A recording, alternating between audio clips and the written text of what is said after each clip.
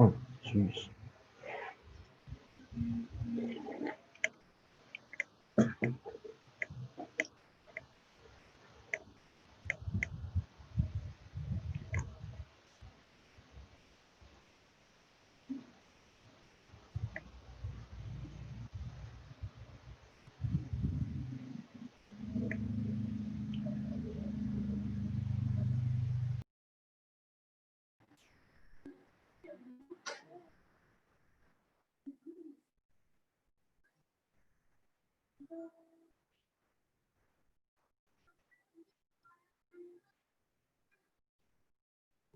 Kan, ini kan. Masih.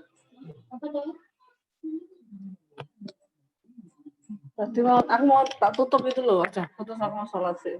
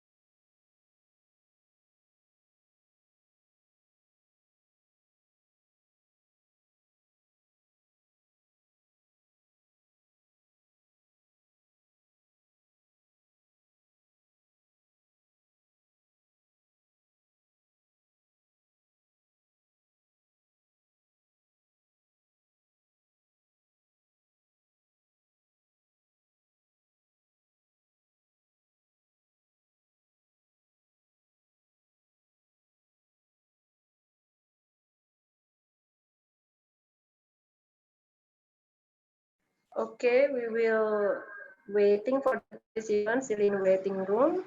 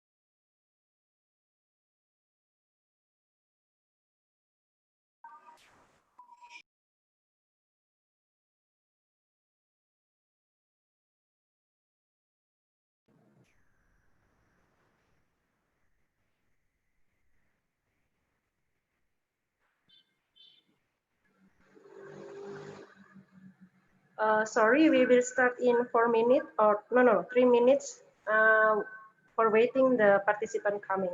Is it okay? Coach Choi, Mike? Sorry, Marta. We're waiting for the participant. I just sent the message on the application and I said that it's gonna be started a bit late, around 5 minutes, because yeah, a few of them still doing like praying because already in our time praying at 7 p.m. Sounds good.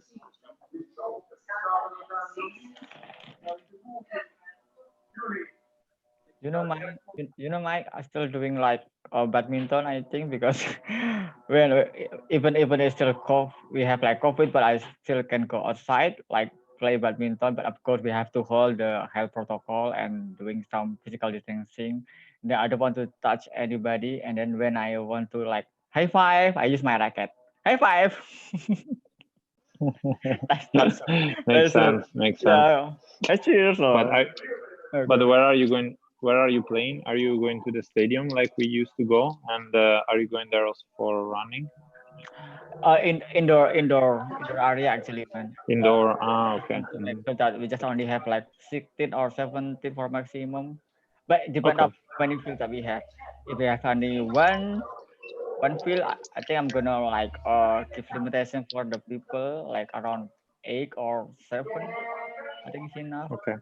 And then make sure that they have to bring their own mask before we play, or maybe they have to bring their own sanitizer before we.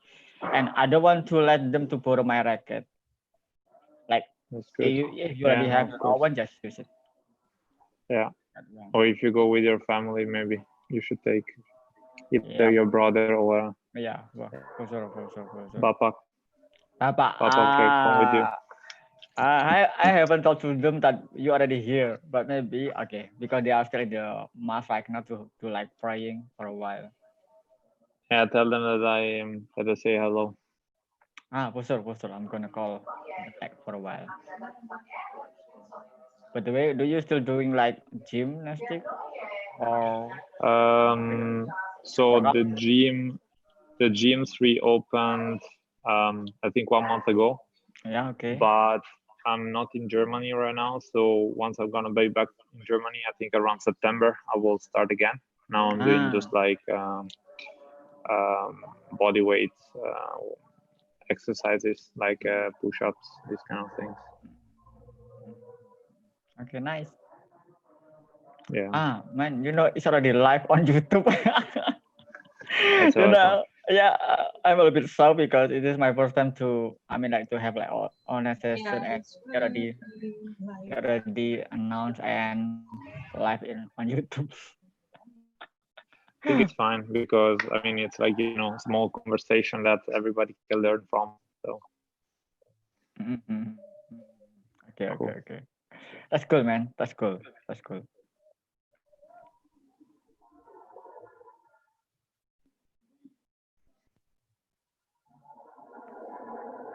And Martha and Mike, during the COVID, so I have to get the new webcam, and the price is getting higher. Normally only 25 euros, but last time I bought like around 65 euros, man. Martha, can you imagine? But I need it, so I have to get it. This is for Zoom or for the webcam? Webcam, and I get the new one for webcam because when I use my own laptop camera, yeah, it doesn't work well, okay. And then the quality of the picture, of course. Yeah. Yeah, If you're using it often, then it makes sense. If you're using it once a year, then maybe not. But if you use it maybe already once a month, then it's a good investment. Good investment. Yeah. And in Indonesia right now, one of the viral one, every single body want to get the new bike, and they have their own community to do some what's it called, like sitting around by using their bicycle and then taking picture and upload it.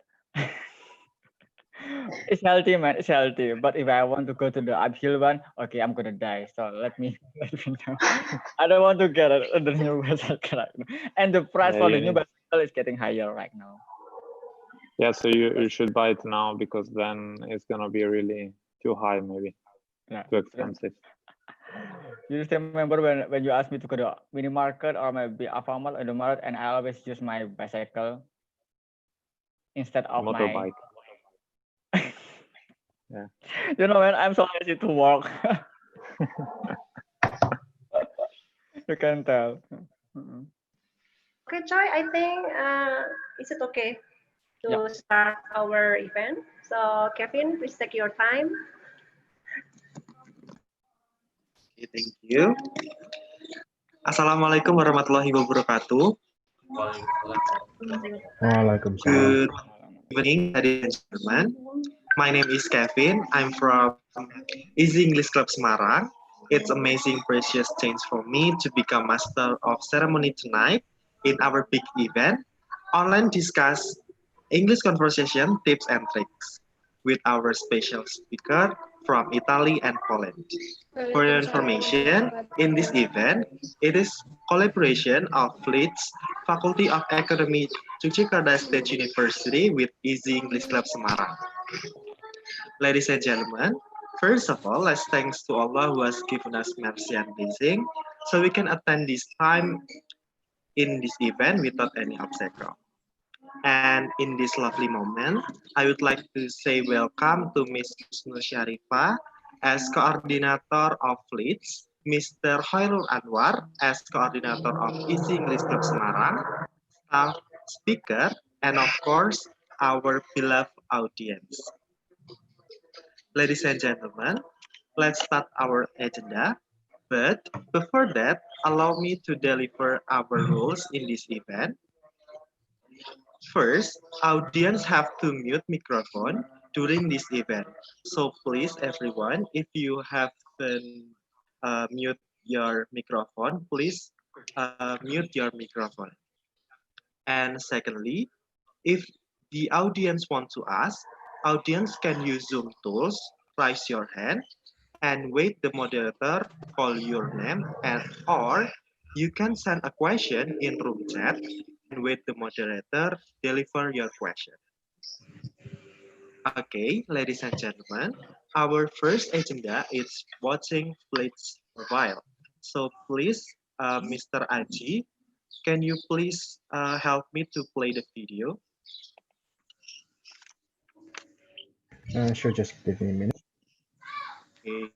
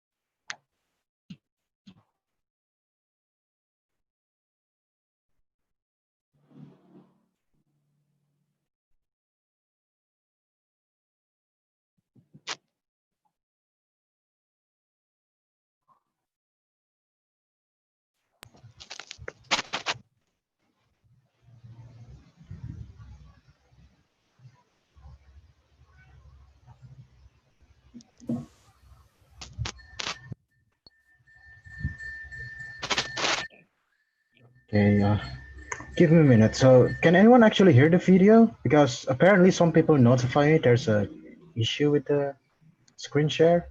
Yeah, we don't have. I didn't hear any voice. Oh, Yeah, maybe we could not hear the sound. Yeah, can you repeat, Oh. Mas Fadli? Oh well, then let's try to switch the host because apparently I keep getting this issue. Okay. Okay, now it works.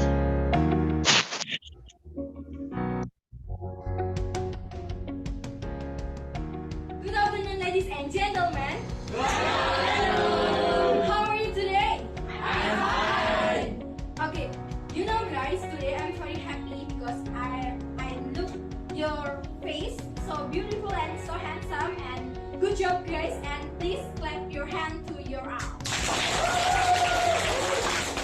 Okay guys, the first time, thank you the opportunity given to me today, and before I start the public speaking, let me introduce myself. My name is Amelia Tanjung, but you can call me Lala.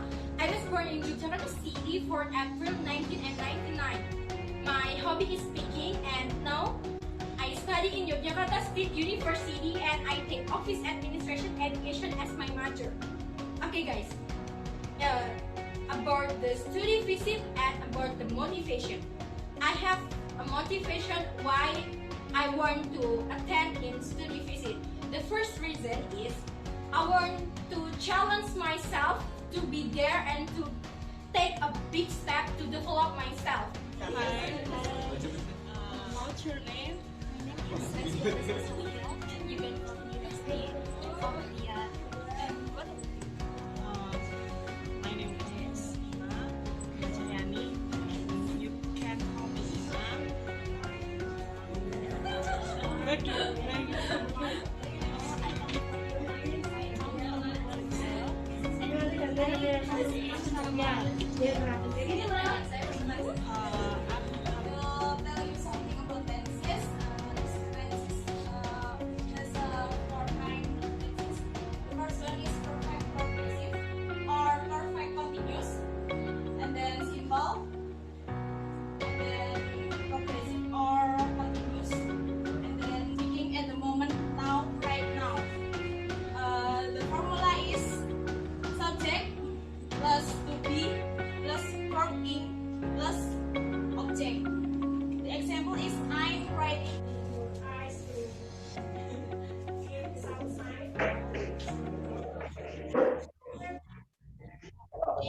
This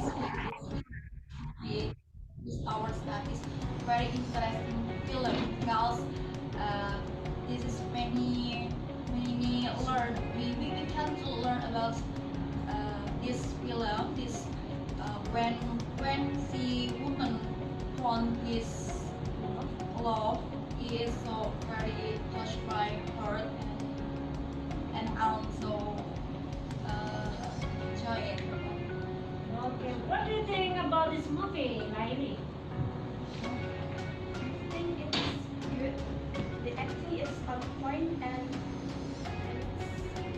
actually I'm not a fan of romantic movie, but when I watched this movie, I literally cried. I cried my heart out. Wow. It's so sad and so beautiful. I can't express my feelings. I'm so overwhelmed by the acting of this part. So, thank you. Thank you very much. Here I will tell you a word.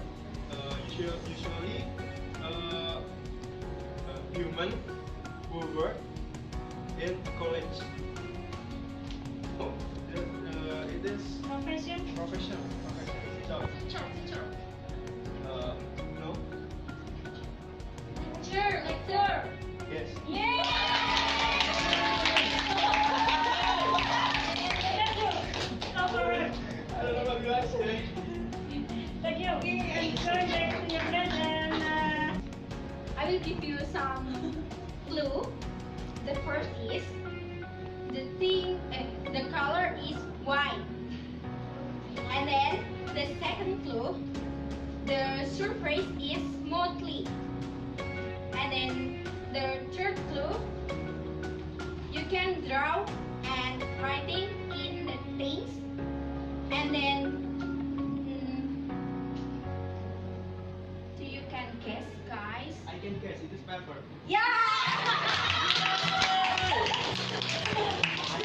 That allows you to connect with a native English-speaking tutor to practice your IELTS speaking 24 hours a day, 7 days a week, anywhere, anytime.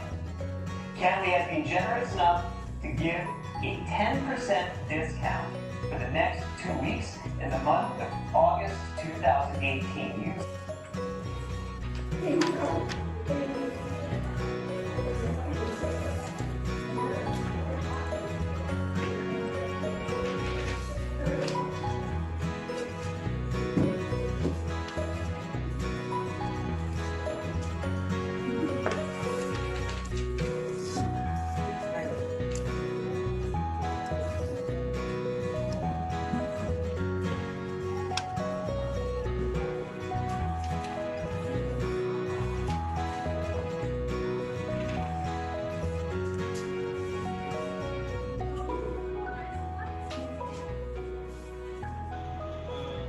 hobbies gaming, and I like to riding at night, at morning or afternoon with my bike. I hope I can become a motovlog, but I can do that in this time because I'm still in college. I just study in here, so I didn't do my hobbies in this time. I like gaming. My game is so many games will fly by me. Some of my game is PUBG or Free Fire, Mobile Legends, and so many games who have fly by me. Thank you.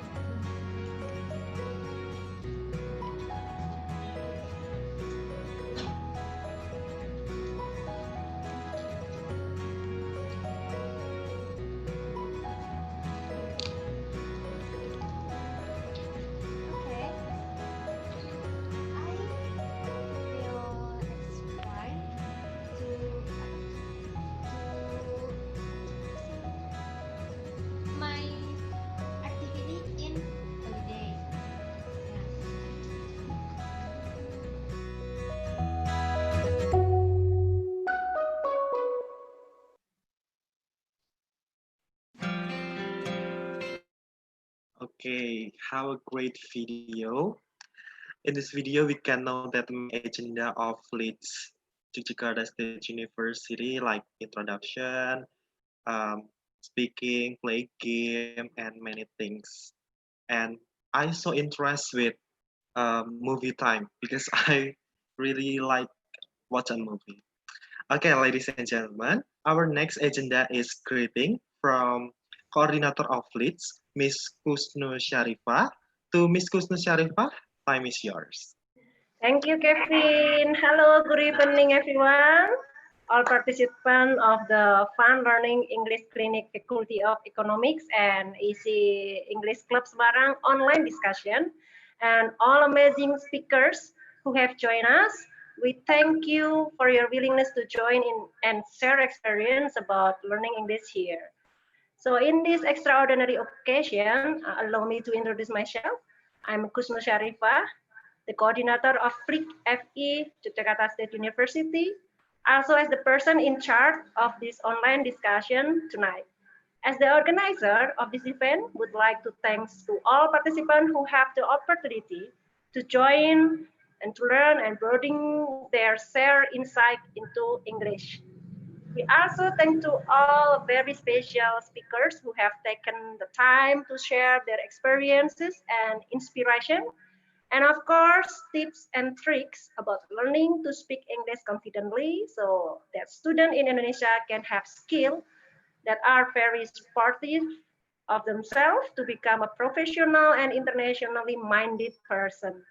We also like to thank EEC Semarang, who has worked very well with us from FLIC FE, Yogyakarta State University, to jointly hold this extraordinary event so that it can run perfectly. In this online discussion, we bring the theme Speaking English Confidently. This theme is our theme for tonight because nowadays there are a lot of young Indonesian people are still shy and afraid to speaking English because they do not understand the basic of English correctly. As a student, it is certainly very important to learn English in order to broaden your horizons, to obtain scholarship, to continue your education abroad, or even to improve your professionalism at work. Therefore, in this era of globalization, we as an academic must have adequate English skill to be able to compete on an increasingly international competition. One way and the key is to have good English communication skill. Some factors regarding the difficulties of students currently in speaking English include the existence of stereotype in English. Harassment for those who want to learn English are considered not in love with their own country and culture. Errors in English education and teaching system in Indonesia, the high cost and difficulty to attend an English language course, being unable to utilize existing information technology to learn English, the low quality of literacy in Indonesia, especially on English language article, as well as cultural influence in Indonesia. Therefore, there need to be awareness for us in the academic field to improve the quality of ourselves by having communication skill in a foreign language well. That is why theme is used to the main theme is the time to increase student awareness and motivation in learning to speak in English. So next, allow me to introduce what is FLIC-FE actually. FLIC-FE Yogyakarta State University is a fun learning English clinic. Is a English study group from the Faculty of Economics, Yogyakarta State University, which was established in 2018. And the vision of FLIC-FE is to provide an English communication for members to be competitive, develop their English skill. And the mission from FLIC-FE are developing fun English learning. I hope that you are really fun to learn English. And then practicing language for effective communication, and to be an influential learning organization that is facilitates and encourage its member to involve into talents who are ready to create, innovate, change, and inspire. Before being officially used a center for study and development of English language skill at the Faculty of Economics, Yogyakarta State University, FLIC-FE was only a business English laboratory intended for students to be able to learn English with several courses that require students to master English language skill, especially in education, economic, and business.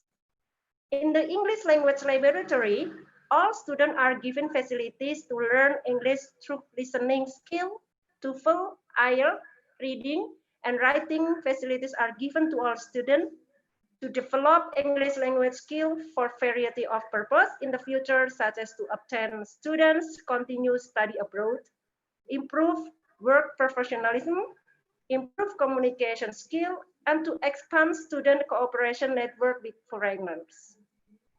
In the beginning, the English laboratory was only used for teaching and learning activities without various interesting activities that can bring the English language laboratory to life, and without having a routine manager to manage the laboratory. So in the middle of 2018, FLIC-FE was formed as a forum for Yogyakarta State University students to study and creativity in English with the management head by me before, as a lecturer of Office Administration Education Department, who is also the founder of Fun Learning English Clinic, Faculty of Economics. And I will remain into in my persistence before in the teaching and educating all students to be a proficient in English, I will remain enthusiastic in teaching and guiding my student, even interrupt by the busy activities to head of this laboratory. Always accept with open arms for my student to learn English, even only one person to come before. But now it's really good. They are interested to join in FLIC and coming to English Laboratory. And at the end of 2018, FLIC Yogyakarta State University held the largest English language competition in Indonesia, participated by hundreds of participants from high school students to students from various universities in Indonesia. This inaugural competition was managed by Ciresco event organizer, which was coordinated directly by me as the head of English Laboratory. The event organizer who organized the work of event, they are 2017 office administration education student who were performing the work of an event from the result of the event management course taught by me as the teaching lecturer. And in the competition event, it was divided into several types of competition, namely public speaking, presentation, singing, and logo design.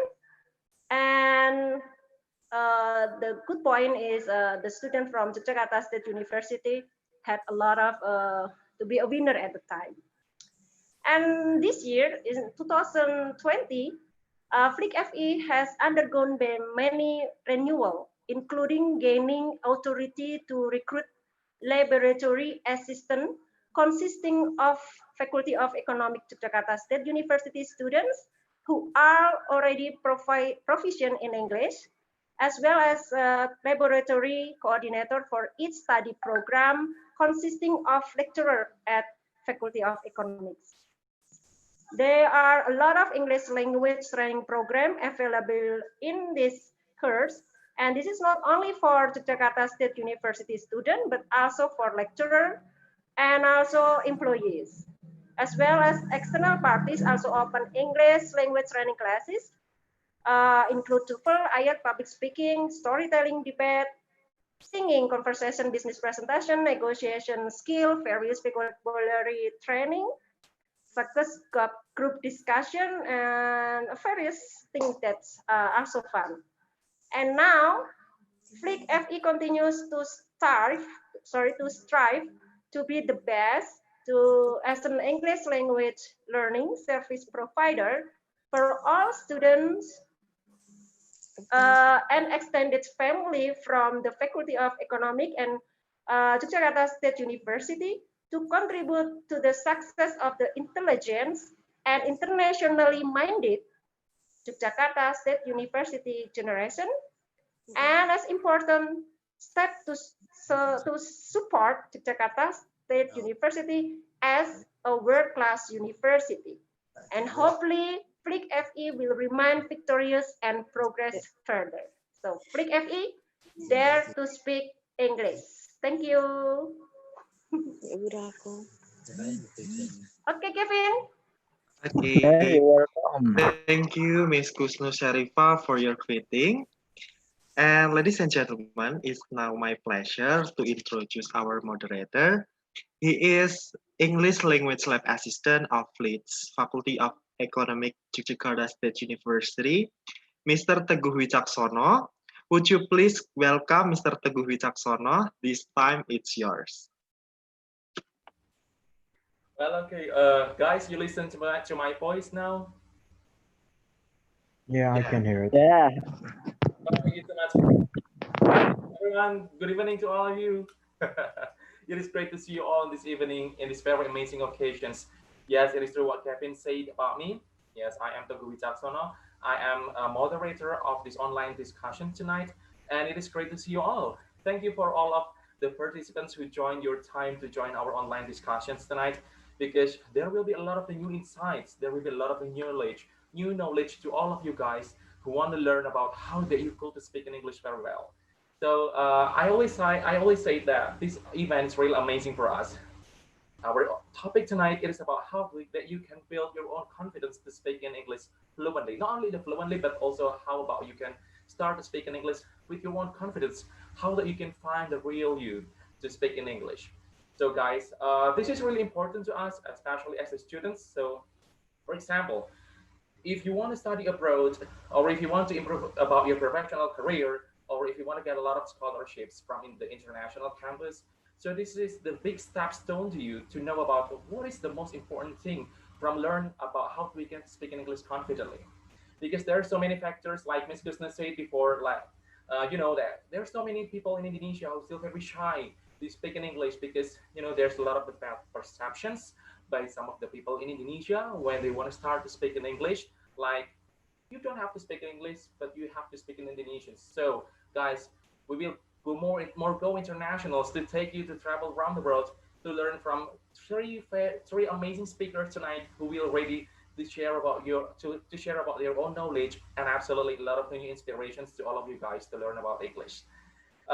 Yes, in here I am the lab assistant from the FLIC Yogyakarta State University, and I have learned so much things from this laboratory, like from how that I could speak in English with my own confidence, and I also ever have you know, more than 16 times to join a lot of speeches competitions from all over Indonesia, and I won it, and it's like real amazing for me to know about English and also about public speaking. And thank you so much, Ms. Kusnus, who organized this event, and thank you so much to EEC, who also coordinating with this event. Hopefully that this is really useful to our participants. So guys, this is about the online learning to you, and also absolutely about the online travel to you. So I want to take you to travel around the world, especially in the Europe region, like from Italy and also Poland. So guys, you don't have to prepare your ticket, you don't have to prepare your own online booking ticket, or you don't have to spend a lot of the money to join about these online discussions. Just pay attention to our online discussion. Just prepare your pen and also your paper, maybe if you need it. Like I also prepare about my pen, also my paper, to write a lot of important information from our amazing speakers tonight. Well, I don't want to talk too much. Let me introduce our first speakers tonight. Well, now our first destination is go to Italy. So he is an associate brain specialist from Amazon from 2018, from 2018, I'm sorry, up to 2020. And he is also a marketing and business development manager from the television shows from January up to February 2018. And he has a lot of volunteer experiences, like to improve about his experience in the social field. He is also a very capable to speak with their own clients and also with all of the people. So guys, I don't want to talk too much again, and I'm really curious to know about the new insights of our first speaker. Please welcome Michael or Michelle Canadri. Hey, Michelle. Hi everyone. Can you hear me? Yes, I hear you. So, Michelle. Awesome. Okay, Michelle or Michael? Actually, it's Michele. So in Italy, we have a whole new set of names, and I prefer people to call me Mike because, of course, Indonesia, Michele is something also difficult to pronounce, and also all over the world. But anyway, yeah. Thank you for the nice introduction. Thank you. Thank you so much, Mike. I would like to start to say you guys speak a really cool English. So maybe afterwards you should also share your tips and tricks how to get that good at English, because also you start from the same background at the same time. And I'm really happy to see you guys also managing these calls and managing these different organizations that help people doing great stuff in life, not only in their own country, but also outside, and be more international, and also being able to deal with people coming from other parts of the world. So I think I prepared a presentation, so if you can put it on would be great. If not, I can also keep on talking like that. But if the presentation name. Okay, Aji, can you play the presentation from Michael, please? Yeah, sure. Thank you. Well, thank you so much, Michael, to spare your time with us to share about your new insights and also the new knowledge to all of us as students from Indonesia, to learn about how to speak English confidently. And hopefully that you will really enjoy our online discussions tonight. So thank you so much, Michael. We will waiting for the presentation from Aji.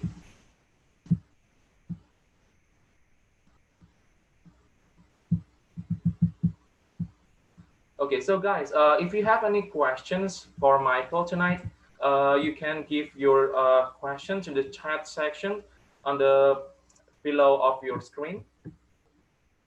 So, okay, here we go. This is the presentation from Michael. So, Aji will play the presentation for you. Katanya, tatonya tuh bentuknya apa? Nomor dajal gitu. Okay, to all of the participants, please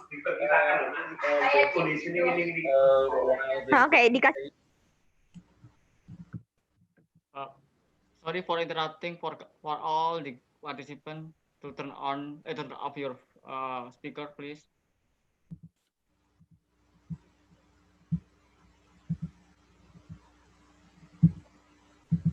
Okay, just to make sure it's working fine, right? All right, that's good. That's good.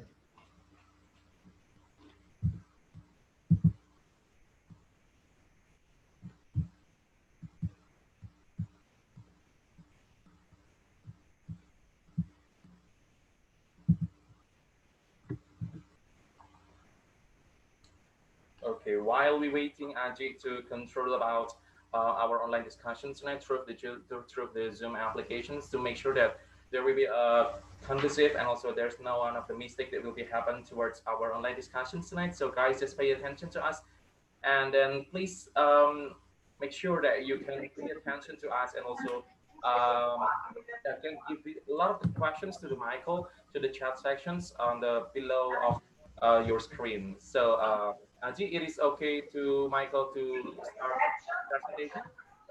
Yeah, sure, go ahead. Okay. Okay, so, good. The time is yours. Yeah, sure. Yes. So, hi everyone, once more. I wanted to share with you a presentation with different cities where actually a lot of people talk English in. Just also to make you realize what really cool thing is to know different cities where actually one can speak English, and then one day you might be that you're able to go there and be able to speak English there. So in the beginning, I wanted to share with you the fact that English right now is used as a lingua franca, which means that basically it's a global means of communicating with each other. And that's why right now it's really, really important, as also previously said. Can you go to the next slide? We go to the next slide. Yeah. So, Yeah. Aji, can you move the slide to the next slide, Aji? Oh, wait, I already did. Give me a minute, sorry. The second PowerPoint one. is have a pretty dumb issue regarding full, so That's okay. wait a minute. How about now?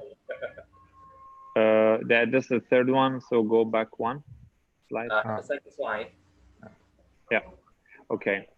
Okay. Yeah, one cool thing that maybe you're not aware of is that around 1.5 billion people today are speaking English to each other, and that's basically 20% of the whole population in the world.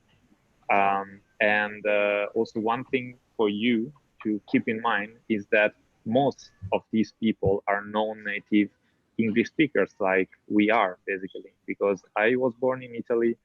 You were most probably born in Indonesia. Most of you, we also have a girl from Poland. And right now we're speaking in a language that is not like our native language. And that's also what is really important to this point. You can go to the next one. Okay, to the next slide, Aji. Cool. One thing I also wanted to mention is that once you know more than one language, and especially English, there are a lot of opportunities for you out there.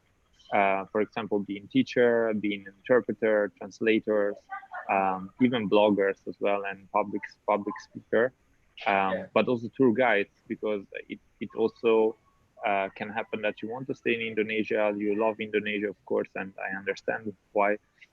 At the same time, it's good for you to be able to deal with people that are not Indonesian and maybe they don't speak Bahasa, so that you can speak with them and you can also get like a mutual benefit, because it's not only your benefit maybe, because people can maybe also give you money for that because you only speak English and you can help them. But also for the other people to say, oh, what an amazing country Indonesia is. People can speak English. I can go there without any problems, and it's really amazing there. Oh. So you can go to the next slide. Okay. To the next one. And next one. And right now, let's start with the kind of confident, how to be more confident in English. So I think you should start with your motivation. I think it's really, really important to make yourself a question, or ask yourself the question, what is my motivation to speak English? Because only by having this thing in mind, you will be able also to define at what level you want to, do you want to be super fluent? Do you want to be like a native speaker? Or do you want to be good enough to be able to speak with your online friends? I don't know if you're also playing a lot of games. I know that's a good thing right now in 2020 to play a lot of games. And so I think the first thing is that to find your motivation, what are you learning for? Okay. You can go to the next slide.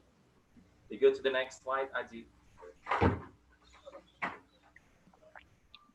Okay, these are some tips that I found useful to be more confident while speaking English and while learning English. So make mistakes is the first one, because of course we cannot be from the beginning really confident, really fluent in English, and we always start from zero. Everybody starts from zero. So what is important is to try and make a lot of mistakes so that people can also correct you. There are a lot of people here as well that are running these really cool organizations that are in a classroom, for example, and they are there to make you understand what your mistakes are and how you can improve them. Connected to that is not to be afraid, because if you're afraid, then you will not try and you will not make mistakes. So it's really important for you to express yourself and to try not to be afraid and go out of your comfort zone to be able to make mistakes and learn from that. Okay. Another thing that is really important is that you have to remember your motivation. As I said before, that's the starting point. In order to be more and more confident, you will have to understand, maybe every day, maybe write it down. Every day you have to see your goal and say, okay, I want to be really fluent in English. So today I have to do this and this and that.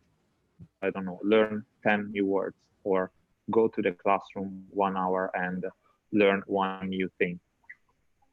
That's really important to keep your goal at hand, so you can always remember that. Learn is, you can take for granted this one. Learn is a really cool process.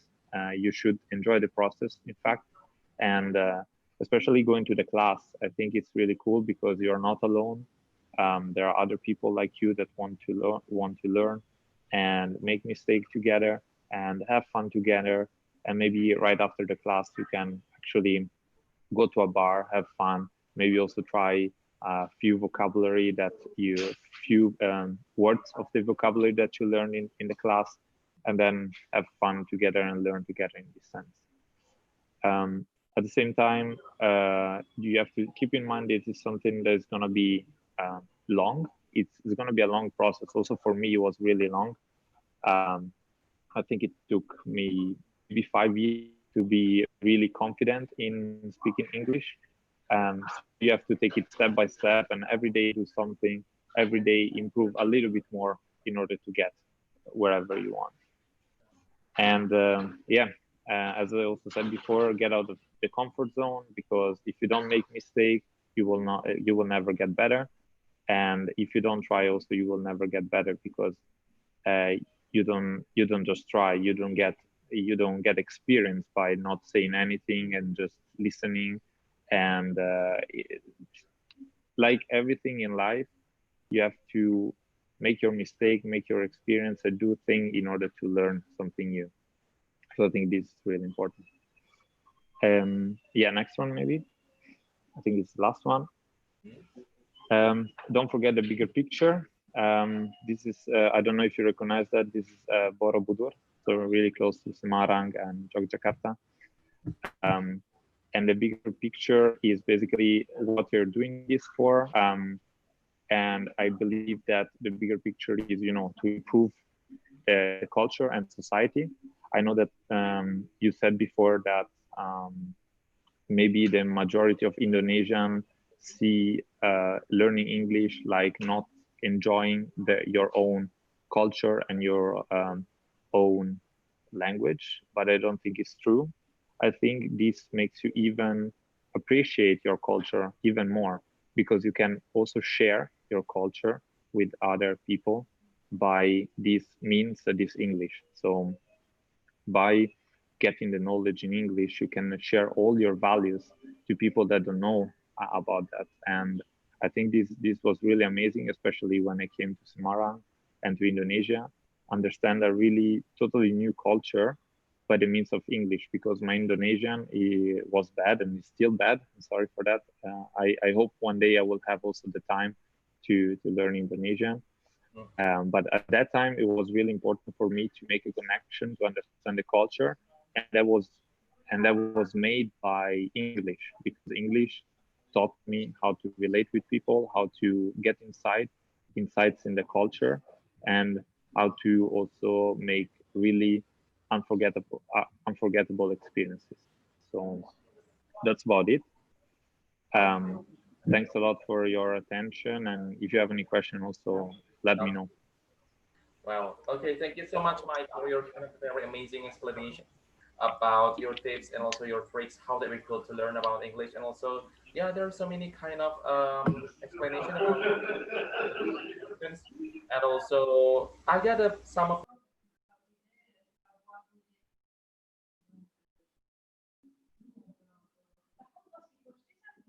We cannot hear you, I think. Okay. So now yes. Okay, thank you so much. Yeah. Thank you so much, Michael, for your explanation. So I got the most important point from your explanations, like how we could build our confidence. So how we could build our confidence is how that we could find our motivations.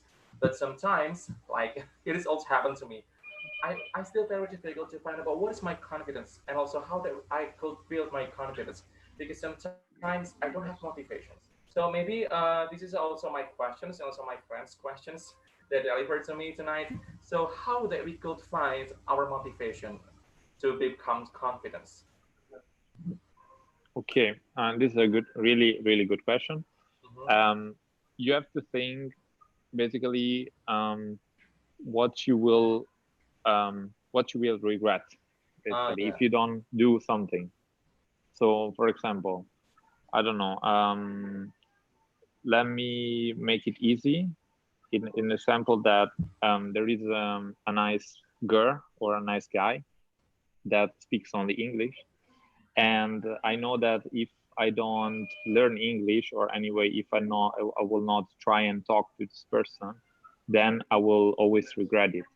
So that's my motivation there, because I know that if I don't do something, then I will regret it afterwards. So that's where I find my motivation to act on this, and therefore I would try and focus on what I don't want to regret, and it's gonna be maybe too late to do something, and then just do it. So that's why maybe you should not be that lazy. Sometimes, of course, we are lazy. It's not a problem to be lazy some days, but at the same time, think about what you can regret then after maybe 1 year. And in 1 year you say, I wish I did this because it could have improved my life, because it could give me a really good experience or anything like that. Okay. So, and then, well, I also learned about confidence. It is also from my friends also, and also from Miss Kusno, absolutely. So she told me that confidence, it is about how that you can feel yourself. It means that, yeah, you have to realize that we are one of the amazing human beings in this world, and also we have our strength, and also we have our power, and also we have our weakness. So, so how that we could feel our confidence when like don't have any power. Sometimes somehow that we have power, but we never focus to our power and also to our capability. We only focus to our weakness, so that we can make ourselves to stay positive, to become more confident. So, so what do you think about that? I think that's also a really interesting question, and I don't think there is one single question, one single answer on this. Sorry, because this depends on you. This depends on what you believe in. This depends on your values, what you think that's most important.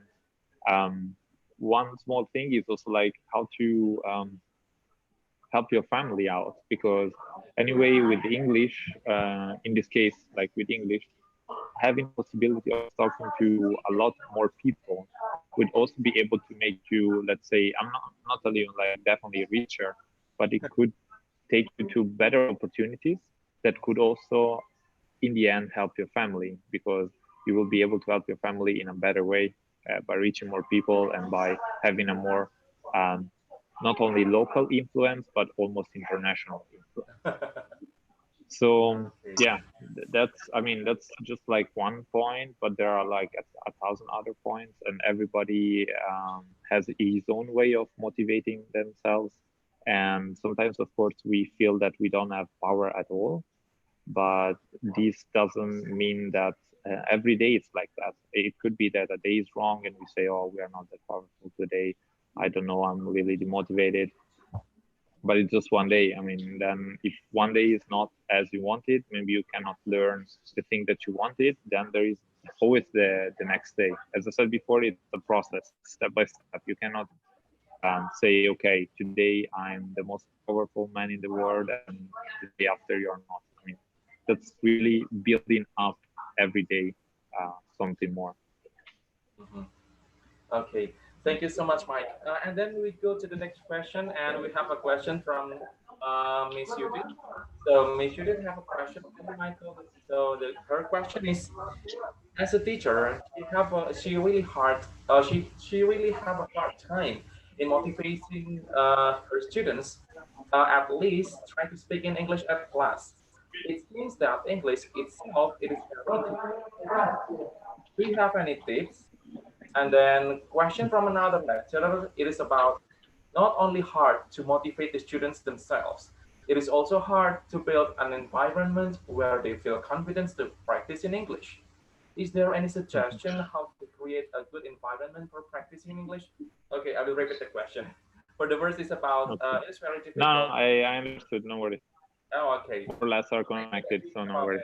Give your best answer. Okay. So to be honest, I mean, this is a really hard thing to do, because for different reasons, maybe students are not really willing to learn for different reasons, of course, because maybe they don't know that with English and with other subjects at school, they will be able to do really great things. And therefore, maybe they don't study, maybe not only English, but also math, maybe geography, whatever else. So they don't see maybe the benefit. I think the important thing for the teacher is to ask the kids and the students what they actually want to do in life, and therefore, from that point on, it's good for the students to understand what they really like and what they don't like, but at the same time also telling them what benefits they can have by studying in general, and what actually being culturally active and anyway have the knowledge is way more important today than it was like 30, 40 years ago. Because right now, all the jobs in general, all the jobs and activities are based on knowledge and not based on physical activity. So of course, there are a lot of people that are still going in the field and cultivating the rice, but right now it's getting really tough for the people because it's like really physically demanding, and working with knowledge will make you definitely better off than going and work in the field generally. So I think motivating the students in having a brighter future, having more possibilities, having better friends, not better friends, but maybe more friends, international friends, being able to work abroad, study abroad, having a lot of opportunities of this kind will also motivate the students to study a little bit harder. Then, of course, I mean, I understand I also was not really keen on studying when I was a kid. And when I was a student, I mean, there were some subjects that I liked, some that I didn't really like. But at the same time, school is important, but I think in this case, maybe English is even more important in that sense. Okay, so Ms. Judith, well, thank you so much, Mike, for your answer. So the conclusion from your answer from Ms. Judith's question is that we have to analyze about what the students need while we want to teach about English, and then we have to analyze about their character, because they also have the different background, they have the different character at class. So exactly. I think that the teacher or the lecturer have to analyze about their background and also their characters and absolutely what they want. And also, I think the fun learning method when learning in English, it is really important to us. And that's why this is also kind of the very big case in Indonesia. Why some of the children and also why some of the students in Indonesia are so shy and also really difficult, and also it is like hate English in their class. They don't like to learn about English. And I think there's something it is like, I think, weird about our about our education systems. Like we always teach all about subject and also vocabulary, grammar and grammar structure and everything, but we never try to practice. We never have a chance to practice. We learn from English. It is like when we step ourselves in the elementary school. We always teach about how that we could explain about in each word, like what is the definition of chair, and then what is the table in English, and then everything. And then in the junior high school, in the senior high school, and then we continue as a college student, we always teach like, we only get a high score in English. However, we don't able to speak it. We don't able to another practical skills. We only able about answer the questions from the subject and everything. And I think it is not really something that cannot be changed by our education system. The one who can only change it is only our teacher, absolutely. So what do you think about this case, Mike? There's about something that's commonly happening in Indonesia. So what do you think about that? I think it's happening not only in Indonesia, but in every country. So I think one really cool thing of English is that it's widely used, especially let's think about YouTube. Let's say you want to watch anything that interests you. I don't know, like a new camera, a new any kind of product, or I don't know, a place you want to visit, whatever else. There will be a tons of video that can kind of give you an explanation of the thing that interests you in English. So I think one way also for teachers to motivate the students to make it a little bit more playful. I don't know, watching movies and then commenting about movies together, asking the students how they like it, what they like most, what they like less. There are a lot of, actually one of my best students in Semarang learned English a lot by gaming, because he was playing a lot of games. and he had to interact with other people. And by that, he could practice a lot. He could, I don't know, talk about strategies, talk about anything else. And he was really, really good at that. One thing is like also to create communities like you're doing. So it's really good to interact in the class, especially if, I mean, I think you also aim to add people that are a little bit more interested in learning English, because maybe they proactively go to you and say, okay, I want to learn English. So of course they're going to be a bit more engaged, but making things a little bit more playful and interesting, I think that really helps, because in the end, if you're playing, you're not regarding that as a kind of a job, as a work, as a really tough things to do. So if you can make it a little bit more playful by, I don't know, I saw the video before that they were making people singing Ed Sheeran, and that's amazing. That's how you learn, because if you like music, then you want to learn the lyrics, then you need to also to speak English and to learn English. So that's really cool. And I think these are the ways that help people also interact more in English and practice more in English. And one thing that also maybe you should think about, if you never thought about, is that maybe you should find some people in other parts of the world that could interact, maybe like, you know, tandem classes, because there are people who wants to learn maybe Bahasa, and Indonesian people who wants to learn English, and vice versa. So those are also things that maybe make people in contact and sharing values, sharing interests. That's what also that's what it is, communication and sharing culture, sharing values, and sharing what we like most in the end. That's how basically you learn best. Okay. Well, yeah, it means that we have to, you know, it is like doing a lot of the fun learning in class, and also understanding about our students, what they want, and absolutely doing a lot of the fun things in our life, in the, you know, in the online, in the learning process at class. And then, yeah, Miss. Okay, there's a question from Miss Zahra. Okay, from Miss Zahra asked the question that, because most of the participants are the students, could you give them some words of encouragement to be brave in things, especially learning English? Okay. I think that's going to be my last one, because then I have to run and catch a train.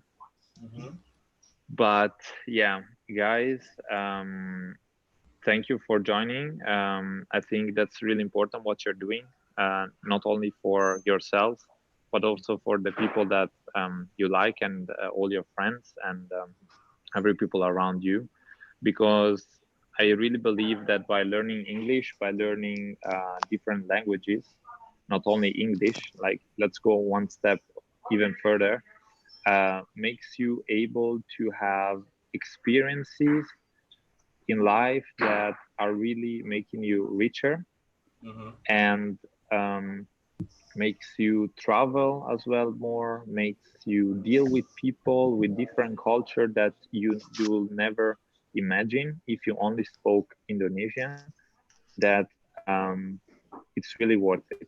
It's a long process, it's not easy, but trust me, English is not the worst, let's say, it's not the worst thing that you can learn, in a sense that it's pretty easy. It seems difficult, but in the end, you will see after 5 years, after 10 years, you would say, actually, it was easy. And it's really worth the pain in that sense, if you want to consider that as a pain. But don't consider it as a pain, consider it as investment for your future, for new experiences, and for meeting new and really awesome people. Well, thanks. Okay, we have the next question, Mike. I hope that you really type the answer. Okay, let's do it. 2 minutes, and then. The question is from 𝗂𝗃𝗃𝗃𝗃𝗃. Okay. I have a question for Michael. I have a difficult in grammar. How to solve it? How important grammar in speaking? And then how to solve this? Actually, a little difficult for me to speak proper with grammar, and sometimes speaking with native speaker make me so nervous because the pronunciation one person and another is different. Okay. Okay. Well, thank you so So much, Jessica. So, how about you? yeah. Okay. So just to quickly answer this, grammar is grammar. I know. Yeah. And trust me, I'm coming from Italy, where grammar is way more difficult than English, and I had really a lot of troubles learning it. But trust me, with time you will get there. The most important thing is, as I said before, try, make mistakes, and then you will learn from your mistakes step by step. Okay. So, Jessica, you have to learn step by step from this master, and also you can learn from the Grammarly.com maybe.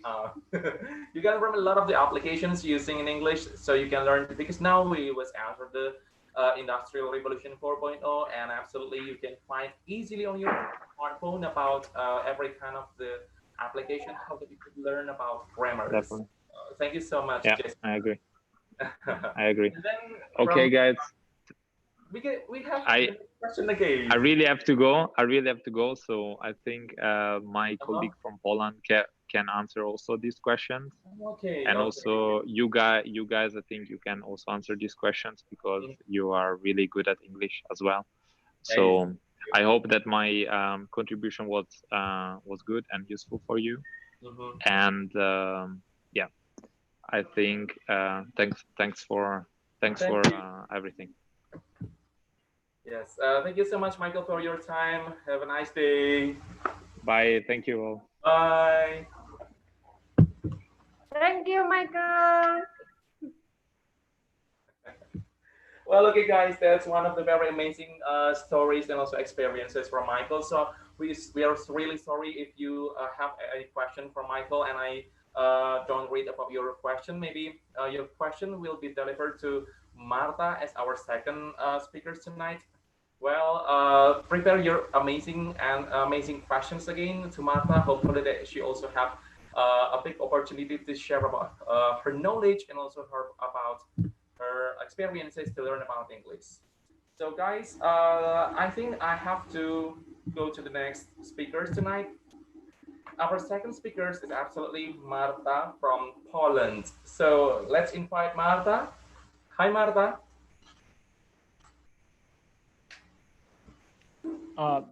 Sorry, Teguh, I think she has a problem with the internet and the access, and of course with the system. So if she cannot make it for the second speaker, so I'm gonna replace her position for second speaker. Hi. Oh yeah, you can make it. Oh yeah, for sure. Nah, finally. Okay. Okay, sorry. I had some technical problems, but I think that you can hear me and you can see me right now. Is it correct? Yeah, Okay. now I can see you just fine. That's great. Well, hi Marta, how are you? That's great. Hi, I'm really good, thank you. And how about you? Really nice. It is glad to see you, Marta. Wow, you're so beautiful. So you like a participant from for the Miss Universe from Poland, I think, from 2028. I forgot about the name of her. But well, thank you so much, Marta, to join us in our online discussions, and hopefully that you will really enjoy our online discussions tonight. In Indonesia, it's already night. So how about in Poland?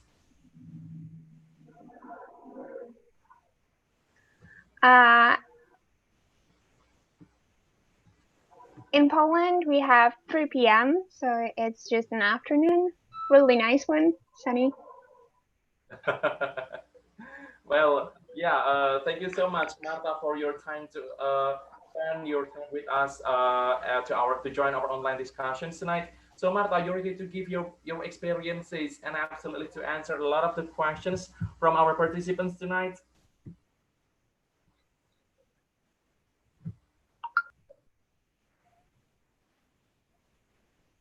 Okay. Okay. Sorry, I think that I still have some problems with hearing you, but I think that I can start, right? Yes, this is the time to speak up to explain about your okay. story. So the time is yours, Marta. Okay, thank you. Yeah. So my journey with English was pretty tough. When I was a child, I didn't want to learn English at all because first, I think that I was a very stubborn child. And the second of all, I think that I might have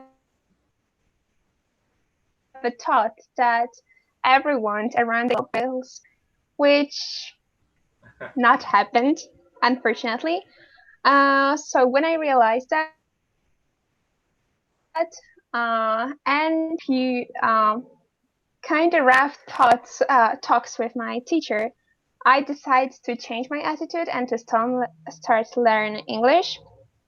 And it turned out that I loved it, and that's how I am right now.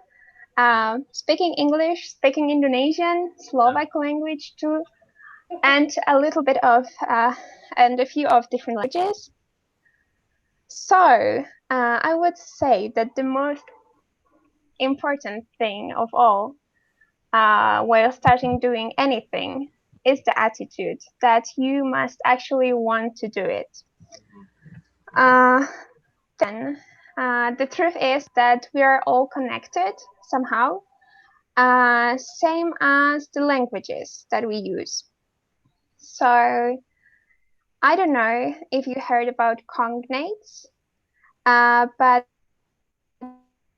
those are the words that look and have the similar meaning in different. Or I found some in English and Indonesian, and for example, it's connection in English and koneksi in Indonesian, and that way, and it's like a whole list of those words. So actually, starting learning English in Indonesia, at the beginning, like I think around 1,000 words because they're almost the same like with participation and partisipasi. And then from that you can take berpartisipasi, to participate. So you have a vast field of words at the beginning. Before I said that I had the dream that everyone will speak a little bit of Polish when I was a child. And actually, with Indonesian people, I think that it's true. Because I don't know if you know, but we share some of the words that I'm sure that every one of you know at least few words in Polish. Some of them are akurat, kran, or para, and the meaning and the writing of those words is the same. Then we also have the words that look alike and sound alike, but have a slightly different meaning. For example, kura-kura, which in Indonesian is turtle, and in Polish, it's hen, so it's Indo ayam, if I'm right. Then we have pocong, the ghost, in Indonesian. And in Polish, pocong means kereta api, so a train. So you see, you already know some Polish words. And you, our language. Yeah, there is like connection everywhere. And yeah, it's between Polish and Indonesian. Before I gave some example between English and Indonesian, but I'm sure that you can find a lot more cognates like that. Then my another tip on learning English, it's something that I came up lately. It's when I find a new word, I like to type it down to the Google Graphics first, so that I can see the picture that presents the word, and I'm trying to come up with its meaning. And later I check it in the translator. And that's the way how the children are learning. And I feel that when it comes to the new language, we're just like children. So it's a very easy way to learn new words. And I think it's very useful because sometimes you can also see the difference between two words that have very similar meanings. Let's say animals and pets. When you type animals to the Google graphics, you will see some elephants, pandas, lions, and so on. So rather wild animals. But while you type pets, you will see dogs, cats, and I don't know, cute hamsters. So instantly you see the difference between those two words. Although on the first sight they might seem very similar. What else? I think that good thing while learning new words is also making stories to make it easier to remember it. And what else? Very important is, of course, practicing. And I don't know, probably you already told something about it, but due to the technical problems, I couldn't really hear it. But what I'm really into is post-crossing and pen pals. So those two are the platforms when you can contact and send some things to people from all around the world. And for example, in here with me, I got two postcards that I got recently. One is from the New York and the other one is from Malaysia.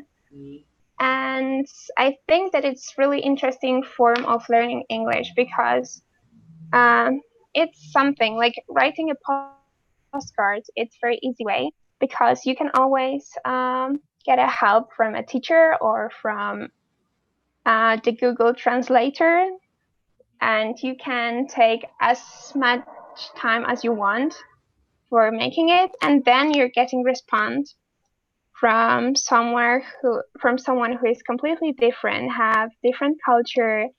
So you can learn not only the language but also the culture and many other aspects of life of different people. Yeah. Yes. So, well, thank you so much, Martha, for your explanation. Also, yeah, I hear you have some of the interesting stories about your experiences to learn about English. You learn from a lot of the funniest things around you, and also, yeah, according to your CV, I see that you are also able to speak in the three languages. To speak in English, absolutely, and then the Slovak and Indonesians. So how you could learn three languages? It means it is really difficult for me to learn about another foreign language. I also ever learned the Japanese since in the senior high school, but sometimes I forget about it because I never learn about it. I never learn about it again. So how you could spend your time and also you just like spend your time and also your focus to learn three languages: Indonesian, Slovak, and English. So how you could learn three languages?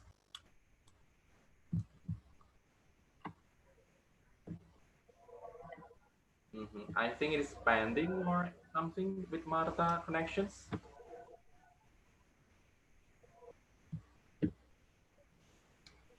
Okay.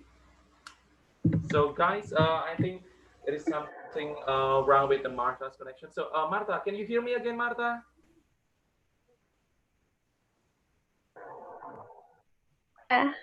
Okay, right now, yeah, I can hear you again. Okay. So am I to repeat the questions again to you? Yes, please. Okay. So Martha, you are able to speak in the three languages. How it Yes.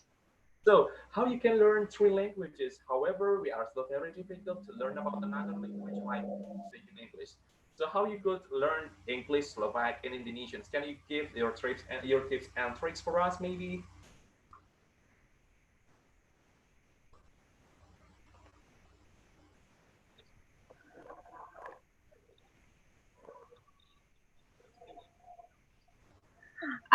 Yeah, sure. So obvious why. Then I speak English because that's the one of the languages that we learn in the school. I believe that we start in the kindergarten. Then I can also speak a little bit of German because that's also one of the languages that we learn in school. But my German language isn't really fluent, so I don't count it. And then Indonesian language. I guess that's my favorite one. I speak Indonesian because that's also the field of my studies. I'm in Jagiellonian. I'm at Jagiellonian University in Krakow, where I'm on a Southeast Asian politics and international studies. I also take part in the mahasiswa program. So I spent a year in Indonesia. I was studying at Diponegoro University. So that was a great help. That I had language lessons at both of the universities in Poland and in Indonesia, and also contact with the local people who are the native speakers. So that was a great help. Yeah, also I had a deal with my parents that they will pay for my travels if I will be able to speak with the language. So that was a great motivation for sure. But with time, I also became more and more interested in languages. And I think that with every language that you learn, it's easier to learn the other one. Okay. Amazing. You learn 3 languages, but however, it has happened to me. Why? I don't have any motivation like you, Marta. You are able to speak in the 3 languages. It is really amazing. Imagine like if you wanted to travel in the Europe region, if you wanted to travel in the Latinas region, you can speak with those languages. It is make you really simple to get connected with all of the people out there. And yeah, it's really interesting to us to be the same like you, to have a lot of experiences, to learn something new about language. So and then Marta, I think this is the time for us to answer the Q&A sessions. Are you ready for it? Okay. Yeah, I'm ready. Yes. So let's bring it in. Okay, this is the questions that continue from Mike before. So the question is from from our participants. So, okay, Marta, you ever visit in Indonesia before? So what do you think about Indonesians' English skills? It means some of the Indonesians when they're speaking English. So what do you think about us? Okay, so I have quite a few friends in Indonesia, and some of them can speak English really well. Your English skills are also very good. Thank you so much. Yes, I think it's very various because some of Indonesian can speak English very well. Meanwhile, some of them can't really talk in English. But I think that's really good because while I was in Indonesia, a lot of people, although they couldn't speak, we couldn't have a conversation. At least they tried to introduce themselves, to ask how do I like the city that I was in, and like those very simple things. But I think that it's really good and very important that they try, because with time they become better with their skills. Okay. So yes, you, according to your experiences, when you visited in our country, Indonesia, you know that we have more than 625 of the local languages. Have you ever tried to speak in the Japanese language before? Yes, I tried, and I know that it's super difficult. Actually, it's like at least 3 different languages in one language because you have different levels. Like the language change depends to whom you're talking to, right? It's different to a Yes. colleague. It's different to important person, to your parents. Mm-hmm. Yeah. Yeah. I knew some phrases, but for now I cannot remember. I'm sorry.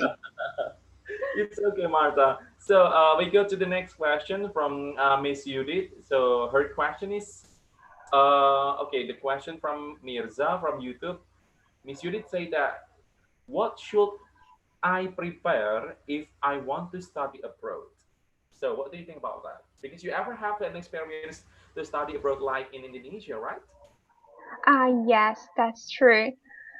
I think that the thing that you should prepare are different from, and it depends on country where you want to study.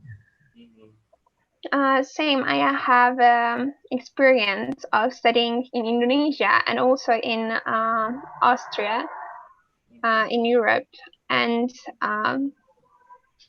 it was very different because in Indonesia people are very open and friendly and always smiling. Meanwhile, in Austria, people are a little bit more closed and they're not that friendly.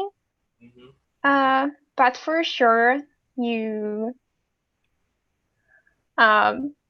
it's good when you know the language at least a little bit, the basics.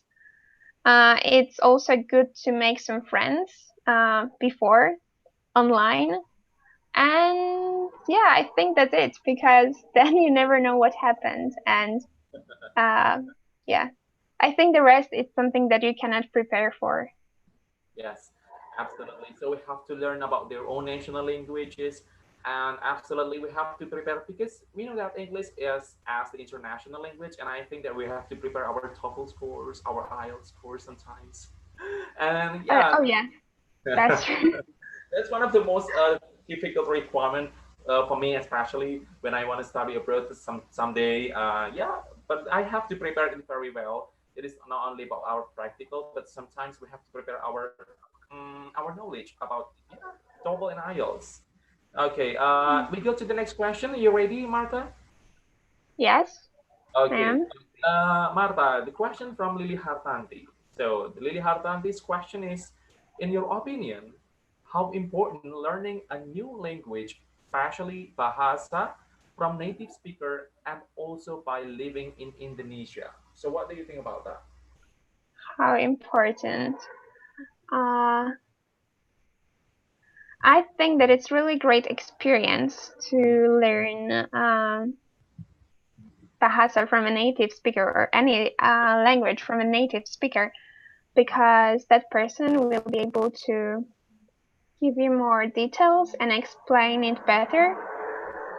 But I think that what makes you speak and have dare to speak and bring your skills to the next level is living in the country where people use the language. So like in that case, Indonesia, because in Indonesia I had to speak Indonesian to communicate with people, because there weren't many people who were speaking English or any other language that I knew at that time. Yeah, so I think the more efficient is living in Indonesia, or was living in Indonesia in my case, that it gave me more skills for sure, or more fluency in speaking Indonesian language. I don't know if I gave the answer for that question right. Okay. Yes, I think why some of the Indonesians are also speak in English, because like I told you before, we have more than 600 local languages, and our national language of Bahasa Indonesia was declared in 1928, and the Sumpah Pemuda, or it's just like the young declarations, in the 1928 as our national language. So before we applied Bahasa Indonesia as our national language, we was applied that local languages for 1,000 years before our national language itself. So I think it is very difficult for us sometimes to learn about another new language like English as our foreign language. And the next is we was colonized by the Dutch for about 350 years, but it is not really effective in Indonesians. Why we cannot speak in the Dutch? It is really interesting when I saw the YouTube channel from one of the foreigners when they visit in our country. Like, why some of the Indonesians cannot speak in the Dutch? However, they was colonized Dutch more than 350 years. Why can it happen? It cannot work. The Dutch language, it cannot work here. So it is really difficult for us to speak another foreign language because of the cultures. So what do you think about that? Well, at that path of thinking, all of Polish peoples should speak both German and Russian very well. And I think that if the history is painful, people don't really want to speak that language, because it also brings the painful memories for some people. And also with time, people are forgetting the language. So even though some of, let's say your grandfathers or their parents were learning Dutch language, with time they might forget it. So for me, it's not surprising. Okay. Marta, I think we have another question from the people who raised their hands tonight. So is there any question again, guys, as our participants? Maybe Aji will... So Aji, is there any question from the participant who raised their hand? Yeah, there's one from Hermawan. You're unmuted, so feel free to speak for right now. Hermawan to give their questions to Marta? Or, yeah. Yeah, Hermawan, you can speak right now. Yes. What do you think about culture in Indonesian? Okay. I found Indonesian culture very interesting. It's very various. I was living in Semarang, and although in that not really big region, of Central Java, you have so many different styles of culture. It applies to dance, to the music, to the food. So I'm amazed by the culture and the various and amount of it. Yeah, so it's very impressive. Yes, Indonesian culture is really impressive and amazing. Yeah, because we have so many cultures that you have learned when you visit in Indonesia, right? So what kind of cultures you learned from Mr. Khairuddin? Sorry, one more time. So, okay, what culture that you have learned when you visit in Semarang? So I was learning the Javanese dance, but I'm amazed by people who dance it, because you have to care about all of the fingers and even toes movements. Then I was also playing or trying to play some gamelan music. I saw a lot of wayang theater, and that's also amazing. And a lot of dances that I cannot name. Named, unfortunately, but I'm amazed by all of it. Okay. Same with batik. I even have some in here in Poland with me. Okay. So, okay, thank you, Martha. So, guys, do you have any questions again? Raise your hand tonight. Is there any question again, Aji? Hermawan, do you still want to ask a question or not? Yes. All right, go ahead. I question. Have you ever been to Lewang Sewu Semarang? Oh yeah, of course. It's like the Thousand Doors. Yes, of course. I was there many times. I think like maybe around 5 times. Or maybe even more. I don't know. I really like that place. I really like the stained glass because it makes me feel a little bit more like in home. Because in Poland, yeah, sometimes Poland is called land of the churches, and in every church we have that stained glass window. So the window from that place make me feel like at home a little bit. So I was not that much missing home while I was there. Yeah. So and then, is there any question again, guys? To Marta. So it's actually the next one is from myself. You don't mind? Okay. I wanted to expand on the studying abroad. So change that to if I want to work and live abroad, especially in EU. Is there anything to consider other than language, which I assume most of people in the EU know to speak English relatively well. So is there anything I should consider there if I want to, for example, live abroad in EU and work there, especially as an immigrant? Okay, so for sure you need to make some special documents for staying in US. More than that, I think that there is the amount of money that you need to have while you're coming to European Union that will allow you to live in the country that you're going to for at least 1 month, I think.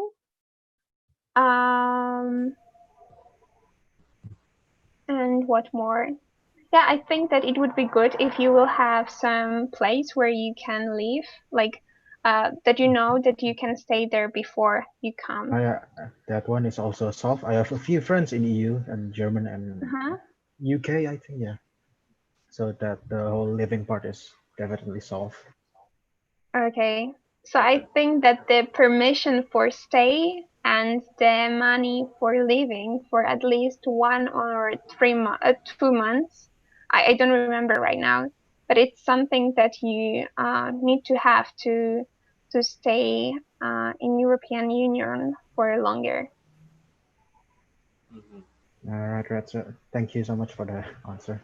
Okay. Yeah. Thank you so much, Andy, for your questions. Well, okay, maybe I also have questions to you, Marta. Again, it is about how long you learn about English. It means we are studying English, especially as Indonesians, more than 6 years, or it is like we learn English is like unstoppable, but somehow we are not capable to using our time to learn about English. Like we have smartphone, we have a lot of the new articles or informations from abroad, but we never read it using in English. But we never, we always translate it in Indonesia, and also we never to read it with using in English. So it is really difficult for us, especially for me, when I try to speak in English. It is like more. I need more than. Yeah, it means 6 years or 9 years or 12 years. It is not enough for me to learn about English. So what do you think about that? So how long you spend your time to learn about English? Okay, so let me think. I think in Poland we have similar situation because, as I said before, it depends on the attitude that you have with learning English or whatever other language. In Poland, okay, so I would say that I start my studying English at age of 4 or 5 years when I was in the kindergarten, but that was very basic.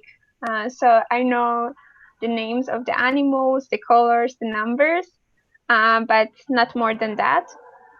Then in primary school, I was learning it for 6 years. That was the time that I wasn't also able to speak, to have a conversation, because my attitude was bad. And then in the junior high school, and that was 3 years, I finally started to learn it. And that's the time when the improvement was really fast and big. And then also the 3 years of high school, and then on the studies, it's also 3 years. So I'm learning English for 9 years now. And I would say that it's pretty fluent and pretty good. Okay. But same in Poland, there are people who are learning English for the same period of time. Because in Poland, you have to study till age of 18. That it's the mandatory thing. You just have to go to the school and learn. So everyone in Poland are learning English at least for 6 up to 9 years, and some of them, even after that time, they cannot speak English really well, or like the basic English. So I would say that it also depends a lot on the attitudes that people have. Okay, we go to the next is from Labib questions. Can you suggest for him about what are the most beautiful places in Poland? On future, maybe you want to go there. So Marta, you have a friend here. His name is Labib. So suggest him what is the most important, what is the most beautiful places in Poland? Okay, I would say that it's the place where I live, and that is Tatra Mountains.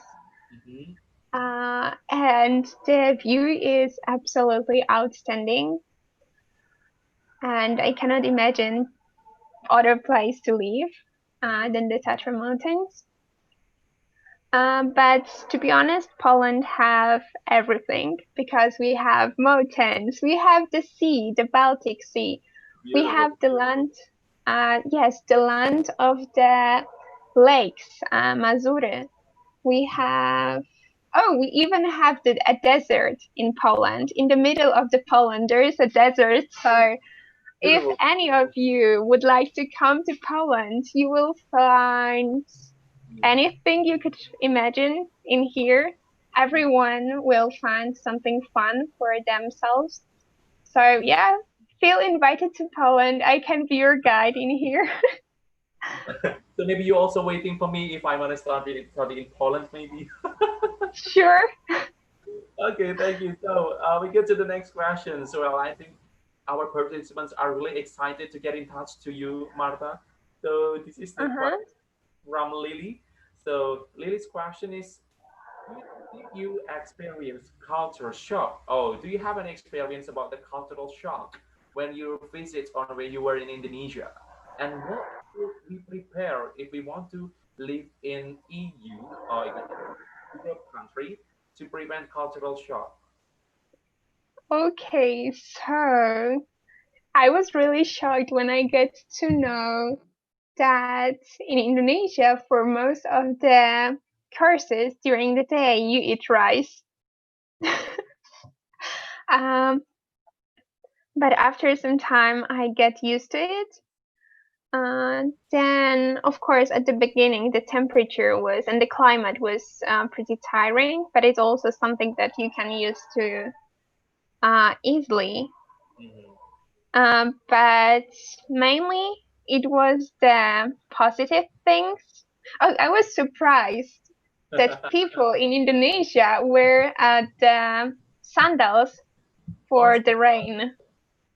Because in Poland and in Europe, we wear like the rubber shoes that prevent our feet for soaking, for getting wet. So that was a pretty big contrast. Yeah, but like those, like I found, like at the beginning, I found a lot of those small things to be pretty different and kind of weird for me. But after some time, I get used to it, and I even happen to act in Indonesian way. So when I came back home and my mom was preparing various Polish food for me, after few days, I asked her for rice because I miss it so much. And when it comes to cultural shock in European Union, I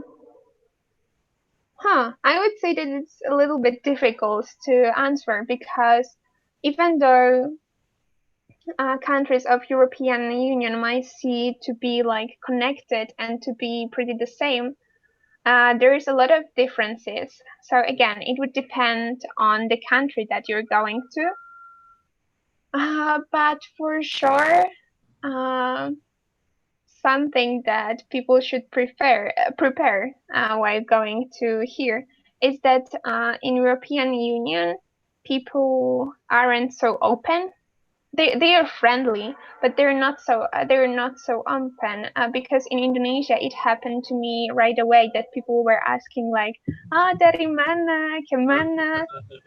But in here, like if someone, and it also feels weird for me because if someone will ask me in European Union, like in Poland or in the other country, where I'm going or where I'm going from, I will feel weird because I will be like, oh, why are you asking for that? It's like, it's weird. Like, do you want to like follow me or something? It's I will think that it's weird. So yeah. I don't know how to explain that, but Okay, so and then how we should to prepare ourselves to prevent from the cultural shock?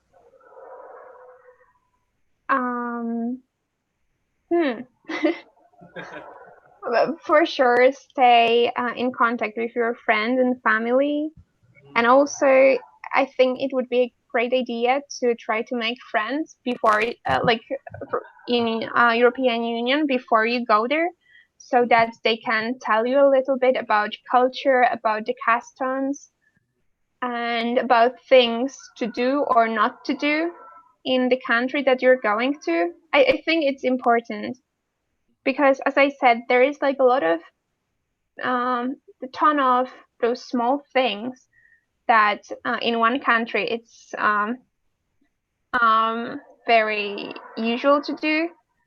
Meanwhile, in the other, you cannot do them, or it will be seem as weird to do it.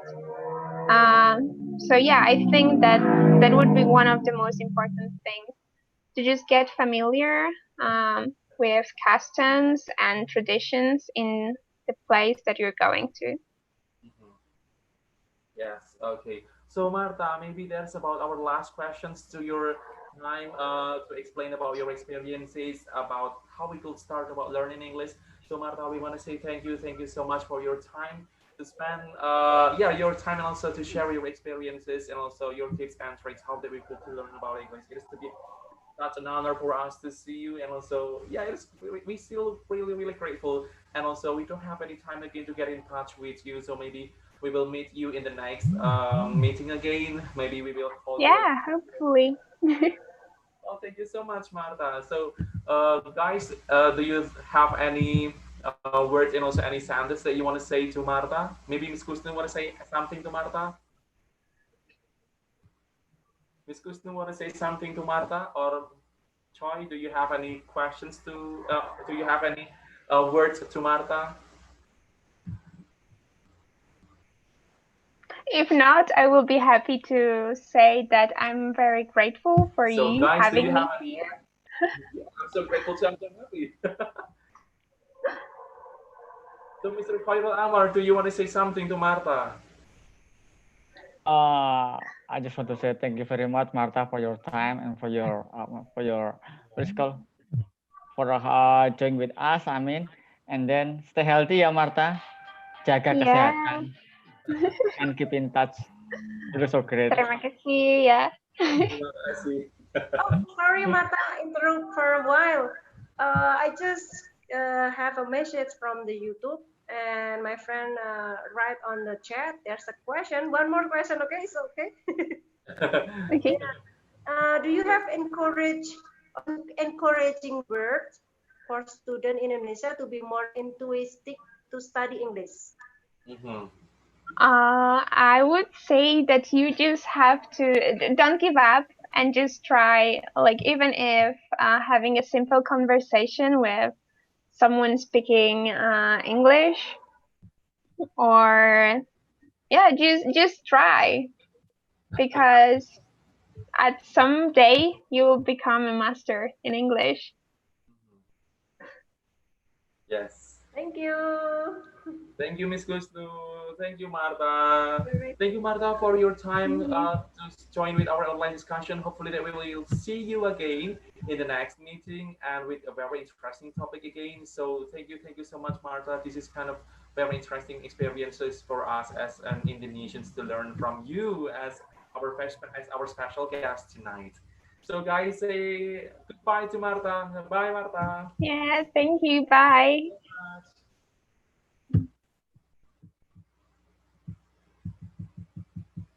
Okay, Aji. Yes. Okay, Marta was live in this online discussion. Well, that's okay. Guys, we still have one amazing speakers tonight. Well, let me introduce you to our third speakers. So he is an English teacher, mentor for TOEFL and English speaking conversation and debate in many kind of the institutions and also in many kind of schools and also universities in Central Java, especially in Semarang. He is also a coordinator for English at LPIA Semarang and also English extracurricular at Muhammadiyah Senior High School 1 Semarang. He is also founder and coordinator at Easy English Club or EEC from 2015 until 2020. And he's also have a lot of the experiences as the English coordinator, English teacher, English lecturer in many kind of institutions. So you really interested to see him right now?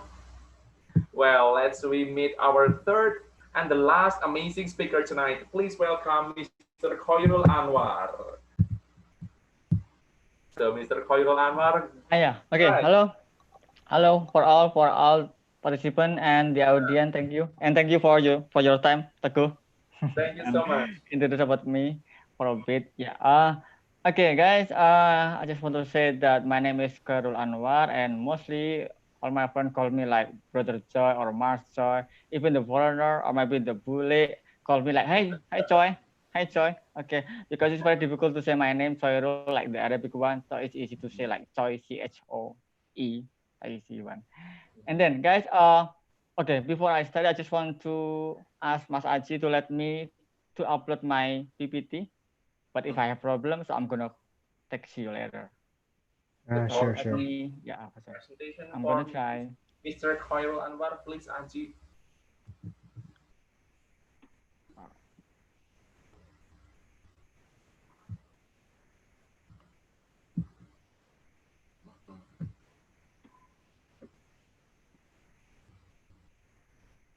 Sorry, still process.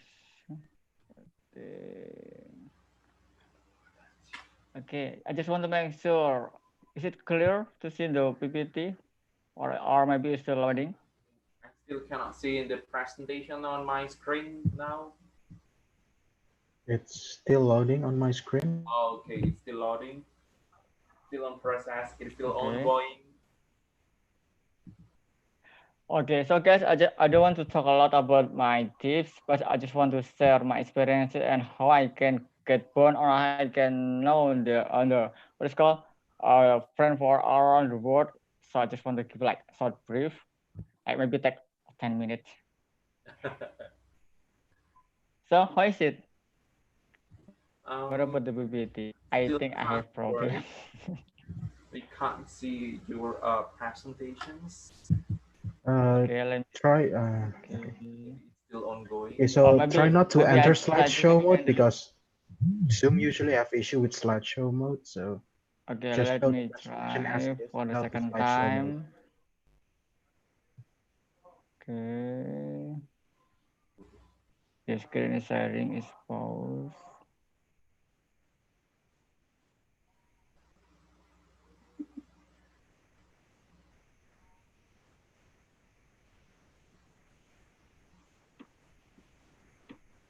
Where's it?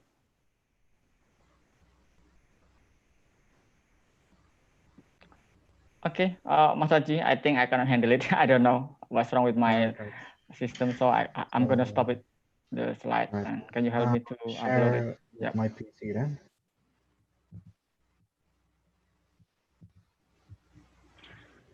Give me a minute. Okay, for sure. So guys, for all the student, maybe for all my friend or maybe the participant, if you would like to ask about some question, a bunch of question, I'm so happy to answer. And here it is.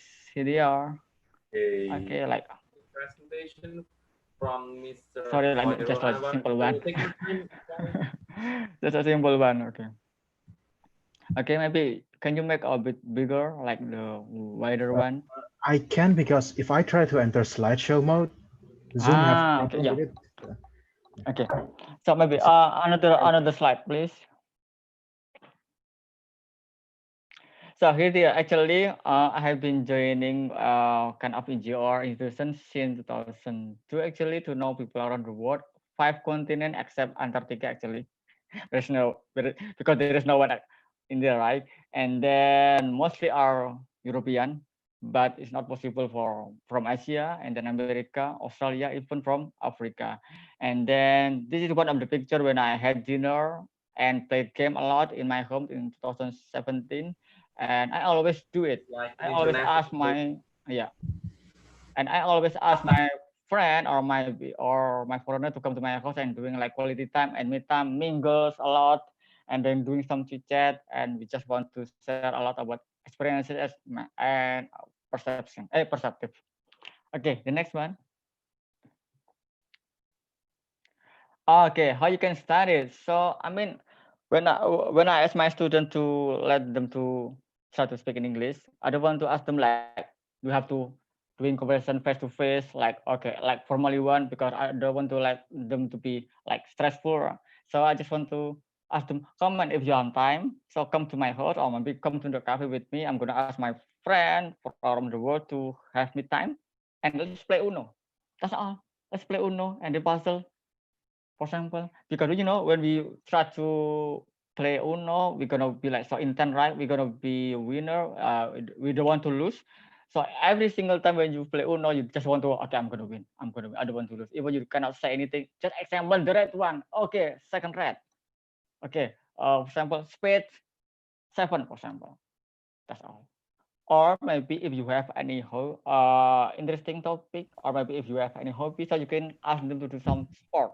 Even you just only say, okay, kick the ball, or maybe give the ball, for example. But because you play so hard to be a winner, so you try too hard to speak. Even you don't understand about the grammar one, but you already have self-confidence to speak. And then the second one, of course, I always ask them, man, if you want to talk with them, of course, you have to know about their interest and their passion. Maybe they have the same interest with you. For example, they like to cook. I like to play football. We talk about Coachella. We talk about the what is called about the football, talking about the culture, or talking about the historical one. One of my friends always talk about politics, and I don't get it. And then, but he can make it even he cannot speak in English, but he can make it.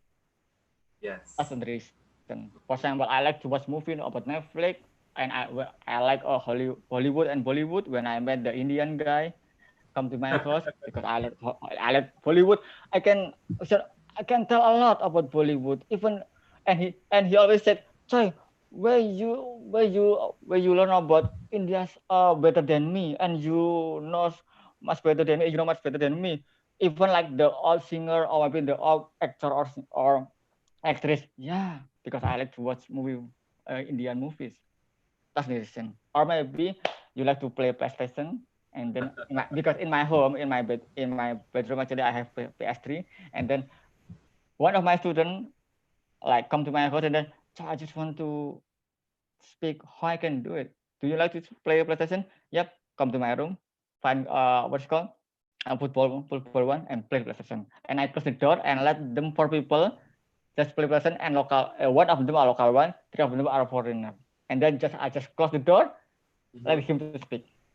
And I took only 5 seconds. Oh, sorry, 5 seconds. I took only like 15 minutes, but it took like 3 hours. And then it just come out of the, sorry, I made it. Yeah, you did it. Yep. Even I just want to say like, okay, push the button, push the arrow R1, or maybe push the circle one. But at least it worked. That reason. And another reason, of course, don't think about the grammar at the beginning. But if you already master in grammar, I think it's good idea. I mean, it's good point or maybe double point. But if you are the beginner one, okay, don't be so confused about the grammar one. Just say what you want to say. Just tell about what you are thinking, and then just start it. And you know, the foreigner will know your level. For example, you are expert English. They try to make it fast. But if you are like the beginner and you are, I mean, like it's not good in English, they just want to like try to make a bit slower, and then try to make like conversation with the easiest language or maybe easiest word, because they always say that with me. So this guy cannot speak in English. What should I do? You can talk like a bit, talk a bit slow, and then don't talk about the difficult topic. Just like talking about the hobbies and then activities. That's all. And they already know that. So don't worry if you want to learn about English and try to speak with the foreigner. Okay, the next one. Okay, I think I'm gonna show you a bunch of stories. One of them, example, Mas Haji, the next one. India, this is the weird thing. One of the weird thing about we always do, not only one but a lot. So I always ask them to take challenge. Man, do you want to have? Do you want to be like the weird one? What do you mean? Let's get some scooter, and let's get some scooter, and then we can ride scooter three of us, I mean, and we're gonna wear without helmet, and then we just sing around into the like just close to my house. But yeah, I mean it's not good, yeah. But I just want to make like the challenge one, and then they're always excited to do that. Seriously, we can make it? Yep. And I always do that. I mean like just sing around, and every single person that I pass, and start at them like, oh, what happened? What the hell? Okay, but I think it's good. I don't care with what the people say about me, but at least they do something like they never do. And then the weird moment too, when we come to Simpang Lima, we play hide and seek in the middle of night at 11 or maybe 1, I think. And then we play hide and seek. We play a lot of game like we were in the kindergarten or we were in the primary school, and we play a lot of game like around maybe like 3 hours, I think. And then we were we got sweating a lot, but we were so fun because they didn't know about our game, local game, but we did it. But and it's great. It's great actually. Okay, another one. For example, okay, another slide. Okay, so another slide is talk about when we try to looking for the ghost, because mostly European doesn't believe with the ghost, and then they're always doing like debate with me. So why do you believe with ghosts? And I say, yeah, because it's our belief. And can you prove it? Okay, hang on, give me the time. And then yeah, one of the moment we went to the Gombel, one of the jungle in Semarang, like the creepy one, like the ghosty one. And then we went there at 1 a.m. just for looking for the ghost. We were 12 people, yeah, without torch. And then we were there like 1 hour just sitting around to find the ghost. And we came to the old building, and of course there is nothing, right? But local people can see the ghost, but foreigner didn't make it. But yeah, not only one time, but in another place we did it too. I mean like, oh my god, this is the creepy one. If they make it only with me, I'm gonna say nope, of course. But when we did it like more than 12, okay, I think I can make it. Okay, another one when we hike the mountain, I think what the month because one of my friends from Norway because she has like what's it called? She already got used to with the minus temperature, right? So we went there. Okay, we always hike the mount start in the evening at 7 p.m. and then we're gonna pick we're gonna reach the peak around 1 or maybe 2 a.m. And then we never come to the mount during the day. And then the big moment when we had like a heavy rain and every single person like local people try to cover their body with a huge jacket or maybe complete stuff like the glove mask blah blah blah, blah and the shoes because they were so they were so what's it called because the situation is very cool, right? I mean the atmosphere, I mean the weather is cool. But one of us from Norway, he just only wear a short pants and then like the short, what's it called? The short like singlet one, the girl, and then just only say, "Wow, what a good day! What a nice day!" You know, every single person except her like, "Oh my God, we're gonna die." Yeah, because it's like a minus, right? But it always happen. You know, it's always happen. It's always kill me. It's always kill me. But you know, because I don't have any like I don't have any proper what's it called proper stuff when I go there.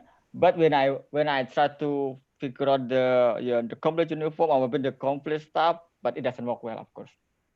Can you imagine if you just only bring your short pants or maybe with the like incomplete stuff? Of course, you're gonna be like dying.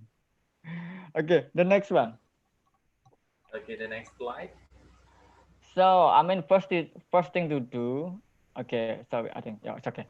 So first thing to so it's about the NGO institution.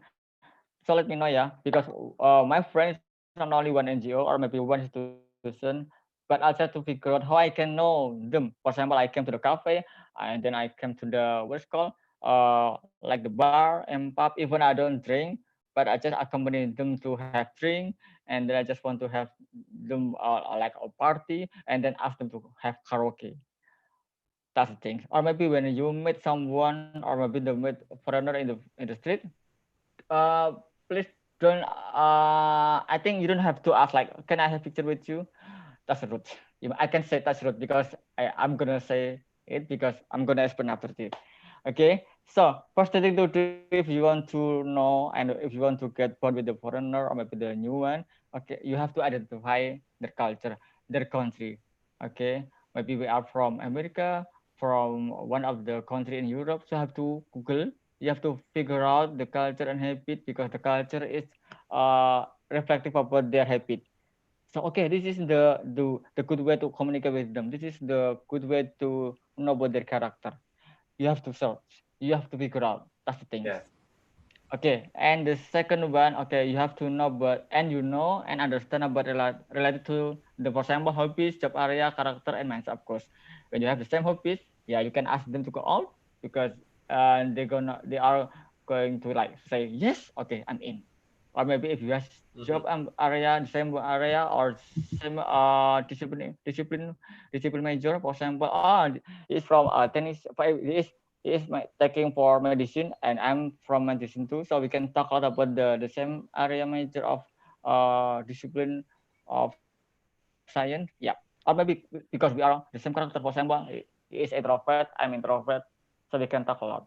For example, and then of course this is the thing that the most important one. Don't ask the private thing. The three things that you shouldn't ask to them, and they always feel like unguilty and feels what's called uncomfortable when you ask what is your religion. Even we I mean as local people we already have our religion, right? But for them it's like a private one. So please don't ask about the religion because this is the private area. But if you already close to them, you can ask later. And the second one, okay, and the second one, don't ever to try about to ask about the status, divorce or single or married. And the third one, don't ask about the age. You know, I ever ask why you don't want to answer about the age, and one of the answer is, you know, because for European, for the girl especially when we are when we are turning to 20, we look a little bit old compared to Indonesian, and it's not polite to ask about the age.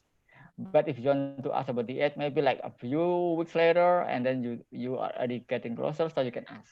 That's the thing. And then of course the last one, please, if you meet the foreigner, don't say like, okay, don't, can I get a picture with you? Can I take one can I have picture with you? No, please. You know, when I hike the mountain, every single time when I go around with my volunteer and foreigner, I always say no to them, not only one time, because every single step that we walk, we meet the people and then, can I get picture with you? Can I have picture with you? And they say, Choi, this is very annoying. You know, I don't like it. Even for one time, I think it's fun, but they don't know that I already got for several times, and I think I don't like very much. But if you already close to them, so you can take picture a lot. That's the thing. That's the thing, because this is private part. And the other reason is, you know, one of my friends said to me, so, you know, when they ask me to have picture and they upload it on social media or maybe on Facebook, and they write on something that I don't know, and I'm like a dolls, you know, I'm like the mannequin that they just like to post the picture, and then I don't know them, but they post my face and they post all my activities. It's mean. Okay, that's the thing that I don't ever know.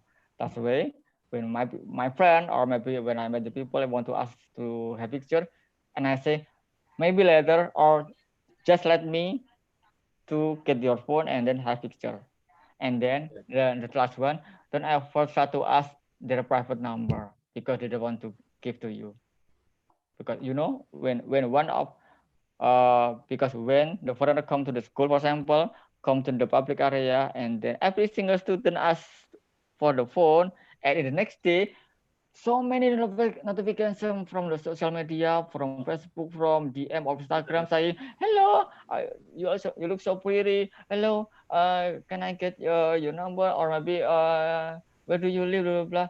Of course, it's gonna be like disturb to her, like, I mean, like, please don't do that. I mean, but if you already getting close, yeah, you can make it. Yeah. Okay, the next one.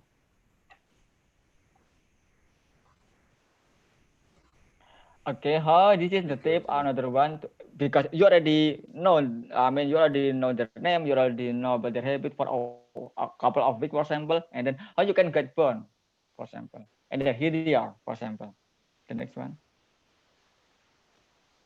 Here they are. So your kind gently. For example, when the foreigner come to Semarang, and then I always ask them, okay, if you don't mind, I'm gonna pick you up.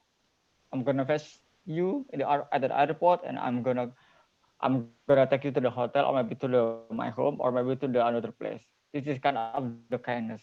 I mean, sometimes they never get it, but we try to show our kindness. But it's good one.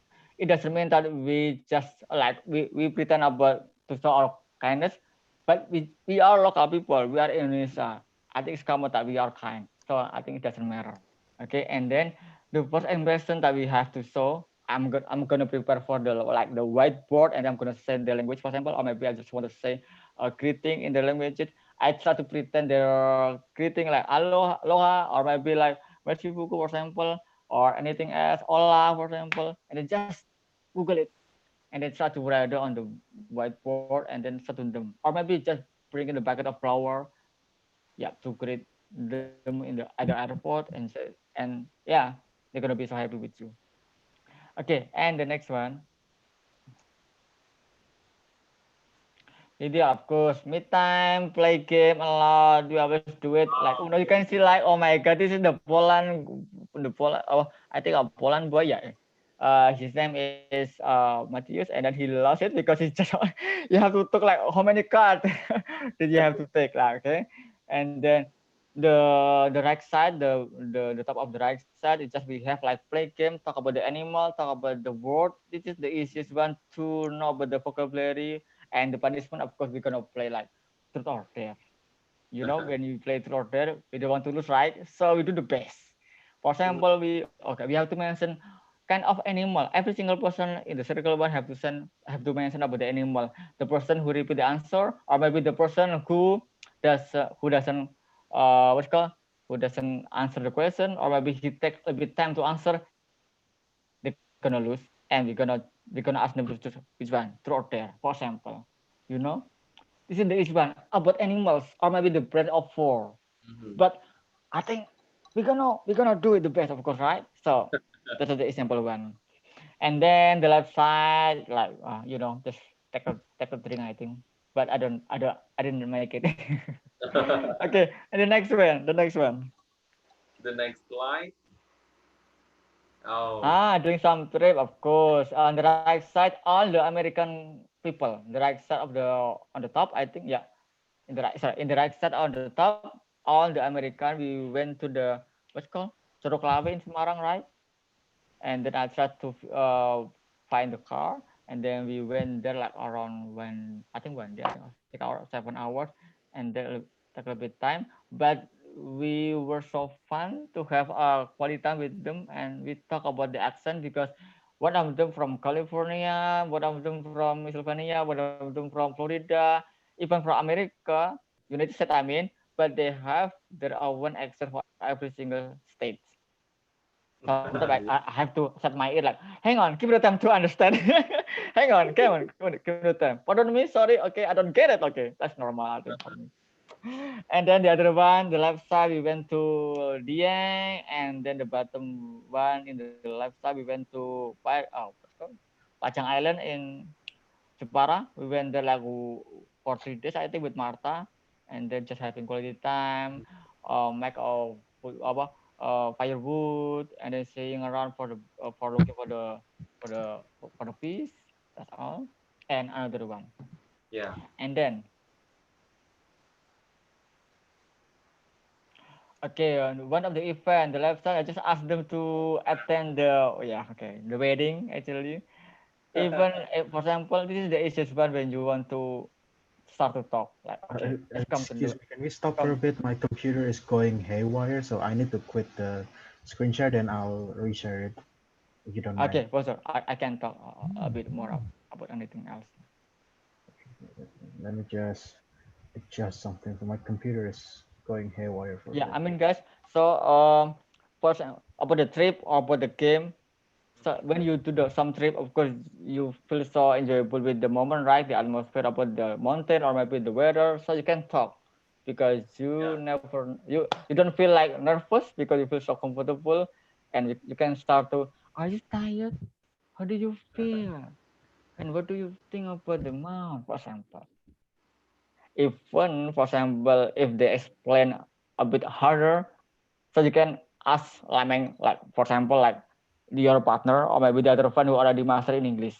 So don't be afraid, and then don't be hesitant to ask the vocabulary or maybe the word that you don't understand to another person. For example, like me, for example, or maybe another friend who came to the same place, for example. So don't be shy. Okay, and the right side we had like with Germanian, I think, yeah, two Germanian, I think one of them boy Germanian, and then the girl one, the right side on the top, yep, we had like a part for one of my student one of my student had birthday party, so I asked them to come, and then we just only have kind of like test the cake, and then test the local fruit. Even the mother and father cannot speak in English, but they can try. I mean, because what? Yeah, because they just want to know more about the foreigner. I think, for example, the parent can talk in English. So I think for all the audience here, I mean, even you are, I mean, if you are younger than the parent, of course, you have like what is called, you have eager to speak a lot with them. Okay, another one. Other one. Like just mingle with my friend. For example, just get the what's called the food like martabak, test the food, or maybe just make gado-gado. And I asked them to prepare the food. I just want to ask them to peel out the banana, peel out the kind of another fruit, and then yeah, just share a lot about the food because I like to cook. And then the left side on the bottom, so we talk about what's called we watch the movie Avenger because yeah, we are fan of Marvel, so we watch together. And then we talk about okay, Iron Man. We talk about the Spider-Man. It took like 3 hours, and then yeah. For example, about Marvel, right? Marvel is the simple one. If one of you are fan of Marvel, yeah, this is the example. What if you talk with the foreigner and they have the same interest with you? Okay, the next one. Yeah. Before they come back, I always ask them to go to batik store in Semarang, and I ask them to choose the motif of batik. And then my mom and my dad always ask them. I always make batik for them, and then measure the size, and then they're gonna choose the design, and we have the big a lot of picture with them. And of course, I'm gonna keep on my laptop, and I'm gonna keep to them for the hard copy, and they always feel so happy to get it. And a few of them already said to me, so I already put the picture on my wall in my bedroom, and this is my memorable one. Okay. Amazing. The last one I took picture with for 20 people, I think. 20 people, I think. Yeah, 20 people. Okay, the next one. Okay, yeah, having discussion and then ask them to go to the school and then having conversation with the student. This is, the left side in the left side in the top. I mean, sorry, yeah. We just come to the Labang Sewu. In the public area. Come on, guys, let's make circle. I'm gonna talk and we're gonna play game. In the public area, I don't want to be like weird, but okay, I don't care. Let's make a circle one. Let's play game. Every single person, the tourist one, or maybe another tourist who come to the what's called to come to the thousand door and stare at us, and then what we are doing. Yeah, but we just fun. I like it to make it.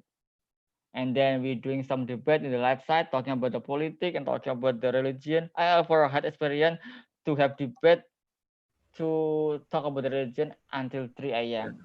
It was so boring, but and I say, man, it's already at 3 p.m. at 3 a.m. So we have to take a sleep. But I just want to know more. Why you want to do, or when you want to pray for 5 times each day? Okay, can we talk tomorrow morning? That's come on happen. So discussion is one of the good thing if you want to start to have conversation with them, talking about the viral news, for example, about George Floyd, or maybe talk about the tsunami or anything else. Okay. The next one, like my past. This is teaching one. Okay, skip it. I think it's normal one. Have a drink. Yeah, it's common, because European like to have drink. They always bring their own drink, vodka or anything else, and they give to me. So I bring it to you. Do you want it? I say no, and I ask my friend to come and then just take it, and they drink it in the other place, maybe in the cafe or maybe in the another private room. But I just want to keep it, but I don't want to drink it because I'm a Muslim. Okay, another one. Sport time. This is the sample when I play badminton, because we like to play badminton. Even they are not master in badminton, but they just want to try. They want to do something new, like the badminton one, but it's fun. Okay, another one. This is the only gather around. Ask them to go to PIP or Polytechnic, and then to see the marching band, to see the performances, and then we went to the hike. We went to Mawar to have camping, and then we went to the same one, Lawang Sewu, and another one. Okay. I think Mas Aci, I'm gonna make fast. Okay, another one. This is just hiking one. Okay, skip. Thank you. Okay, the last one. Maybe I just want to tell about the weird moment, or maybe the creepy one, or maybe what's called that you say the funniest moment that I ever did with my friend from around the world. One example one, when I met Czech guys, I mean the foreigner from Czech Republic, and then he came to my house, and then he know about what's called Pantai Marina or Marina Beach in Semarang, and then you know what? I was talking about the beach. Choi, can we went there? Yep.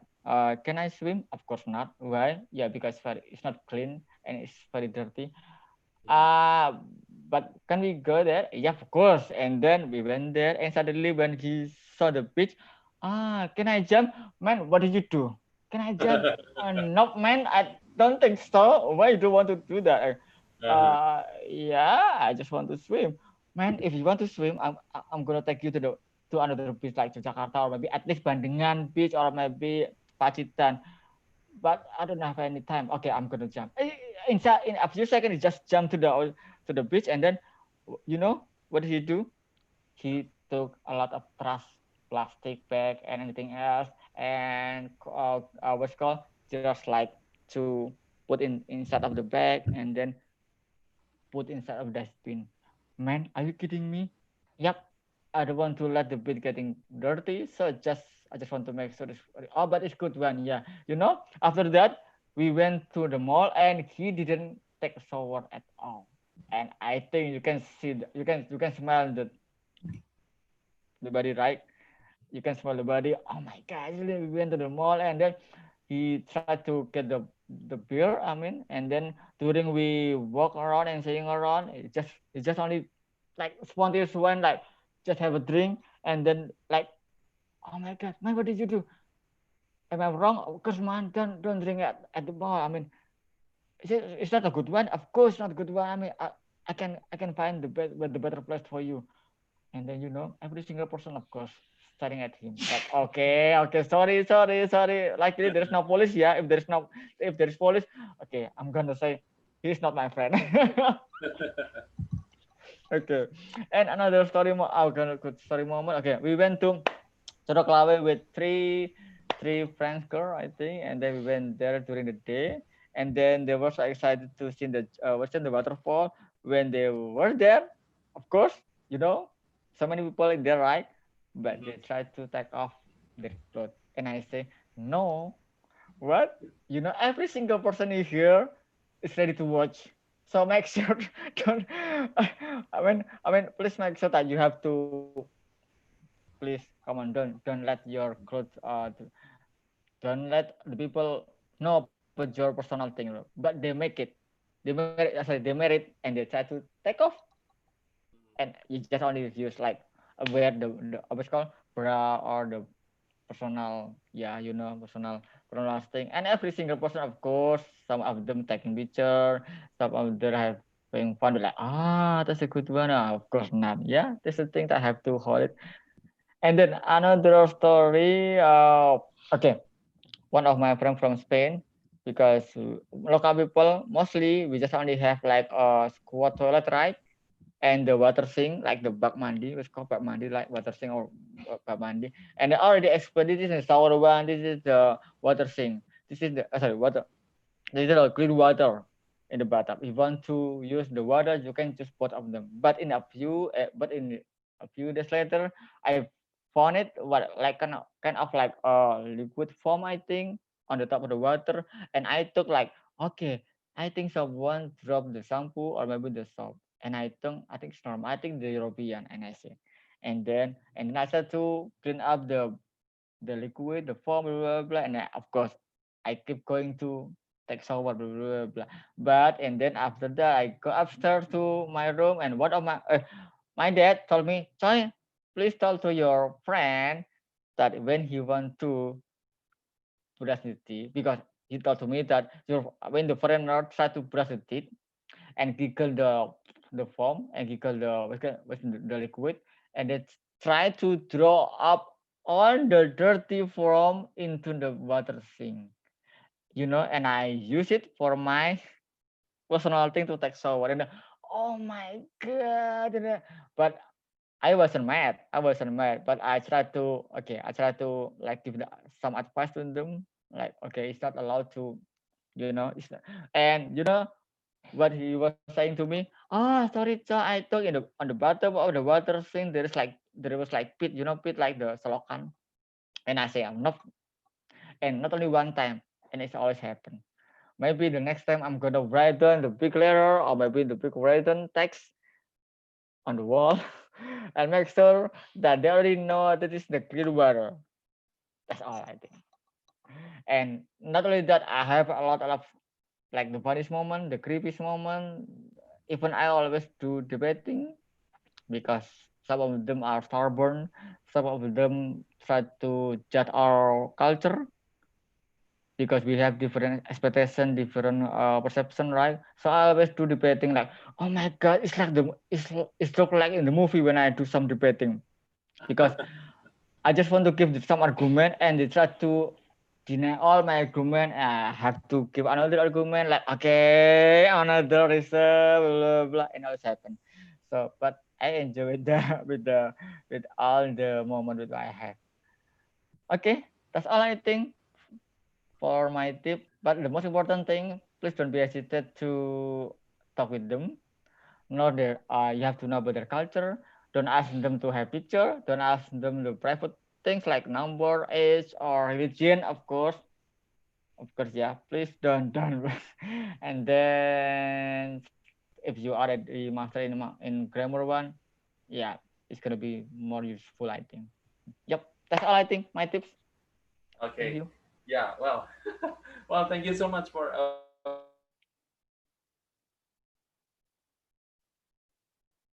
I think it's an amazing story and also me and also yeah, it is really interesting to meet a lot of the foreigners, a lot of the new friends from all over countries, all over the world. It means it can expand our connections with them, and absolutely we can learn so many cultures from them, and with a lot of the easy way and also funniest way to learn about English, and yeah, to improve our conversation with them. So, Mr. Shaw, you ready for the question? For sure, absolutely. Okay. So the question is from Andini. So, okay, for Mr. Choi, have I met you before? Do you like traveling? So, have you ever met Andini before, Mr. Choi? Andy, about her or you know, so many students that I have, so I don't remember.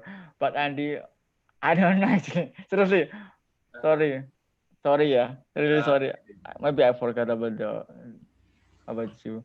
So okay, talking about the traveling, yeah, because I'm an extrovert person, so I like to have traveling a lot with my friend and doing some trip, of course, like to Pacitan, Lombok, Bali, and then to camp in the mall, or maybe doing something like what's called like the tracker, what's called trekking one, yeah, trekking one. I like to do that. Even the but honestly, yeah, I don't like very much to travel, like for example to visit like the old building, but I say like the thousand door, every single friend that who come to Semarang, and they always ask me, sorry, can you accompany me to thousand, go to thousand door, and I say, oh my god, again.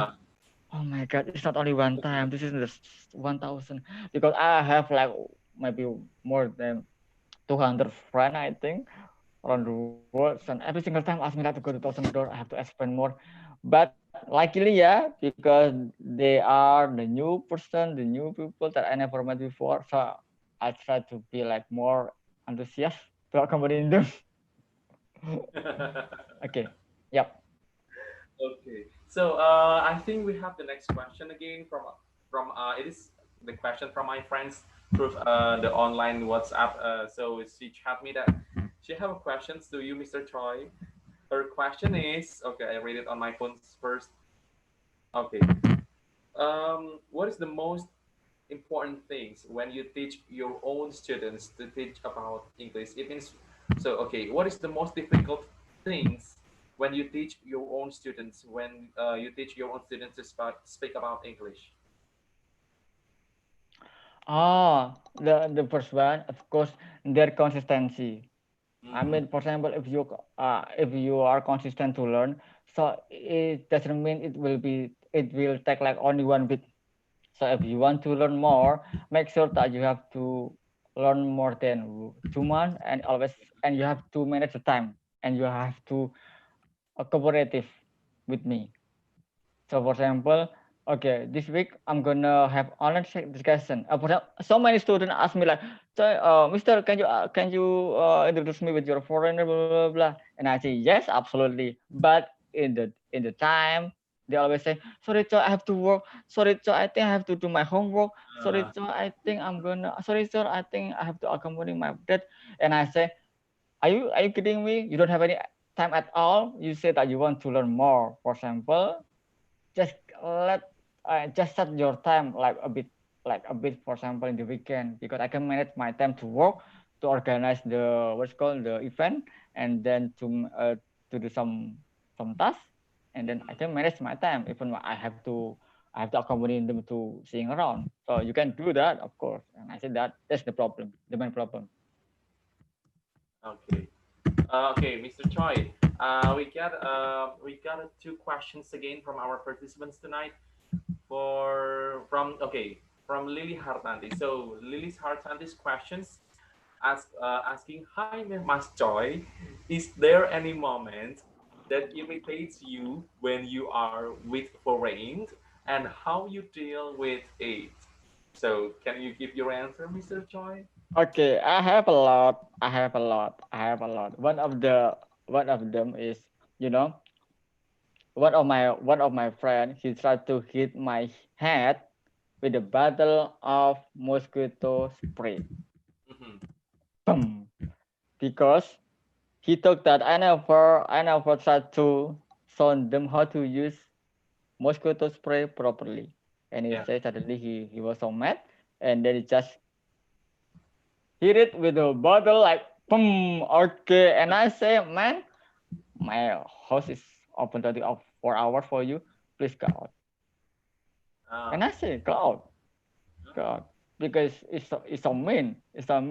But after that, a few seconds, I try to sorry, I just want to say the bad one. But if you are mad so much, please don't do like the physical things. If you say about the bad one, I think I can accept it. But if you do like the physical one, or like the other things, so I just want to say, get out from my house. Not only one time, not only, but yes, it has happened. But I try to say sorry after that, and then it just gone. Because I don't want to feel guilty because the moment. But yeah, European, it's not every single person are kind or simple. It's not every person is kind. So make sure that you have to know their character. Even like local people, of course, we have the same problem. Yeah, that's I think I don't want to say the worst one, but yeah, when I took the moment, I get like a bit. Okay. Yeah. And then we have one question again from Arina Vika Sabila. But she want to ask you directly with this online meetings. It means she want to ask you directly with this online. For sure. Go ahead. So, Aji, maybe can you permit him or can you permit her? I already did. Oh yeah. Arina Vika Sabila. Okay, hello Arina. Hello, thank you for the opportunity. My name is Vika and I'm from Faculty of Economics, Yogyakarta State University. I want to ask you a question. Actually, maybe there are not many people who get the opportunity to have a conversation or to meet the foreigner, because I think it's quite rare to meet the foreigner in our faculty. So it's quite hard to having conversation with them. Do you have any other tips for us to maybe learn from the other things? Thank you. Yeah. Thank you. Yeah, for sure. Thank you so much, Arina Vika. So, Mr. Choi, how was your solution on this question? That's a good question, I think. So, for example, you live in the small city. Oh man, okay. I just want to say, if you stay in Yogyakarta or the big city like Jakarta, Surabaya, Semarang, or maybe Jakarta, of course there are many tourists, of course, and many foreigners, right? So if you want to explore your skill, make sure that you have time to find institution, or maybe find the NGO, find the community that provide about English with the foreigner, and then try to join with them and try to communicate with them. And because it's going to be like more challenging if you speak with them in person to foreigner. And then, but if you live in small village, I think small village example, so you don't have any good access to meet the foreigner. I think much better to uh join like online, or maybe like, for example, when you have Facebook or maybe Instagram, find the English community around Indonesia or NGO around the world. And if we have like during COVID, we have a lot of online session with the foreigner, so you can start to communicate and try to speak during the online session with them.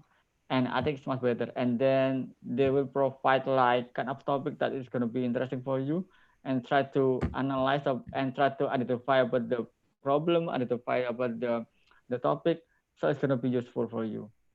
And then, but after COVID, maybe I hope so, yeah, when COVID is already gone, so you can try to figure out, because the foreigner, of course, they will come back to Semarang and there will be a new one.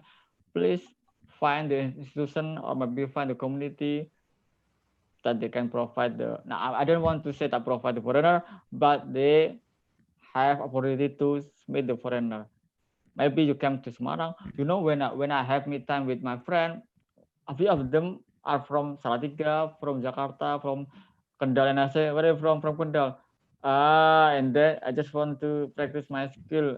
Can I? Oh, for sure, for sure. If you have time, let's make it. Let's make a deal. That's all. Yep. Can I ask more? Okay, for sure, Rika. Oh yeah, sorry, because I actually also joined a NGO in Yogyakarta, so I got quite a lot of opportunities to like have a friend from foreigner.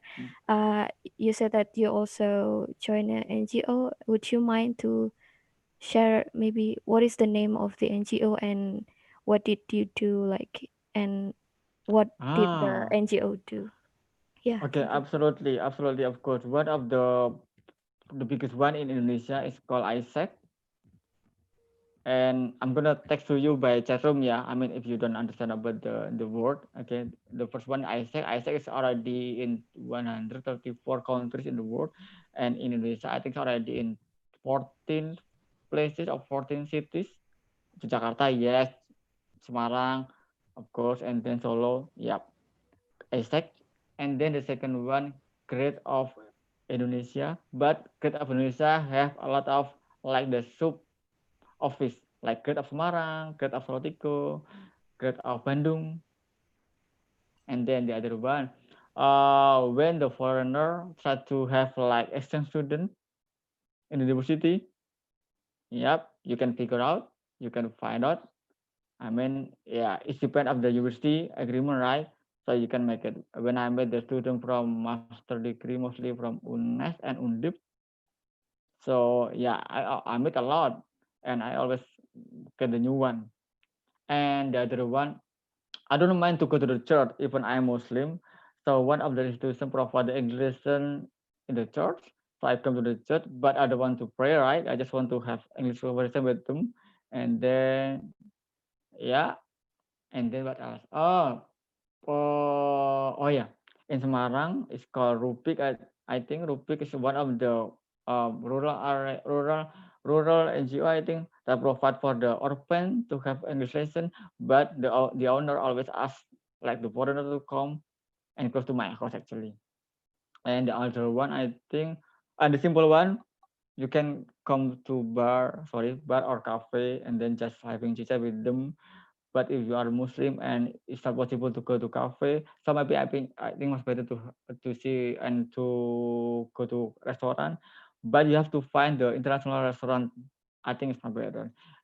But you have to know about the trick. You don't have to like come to the table and say, okay, hello, my name is no.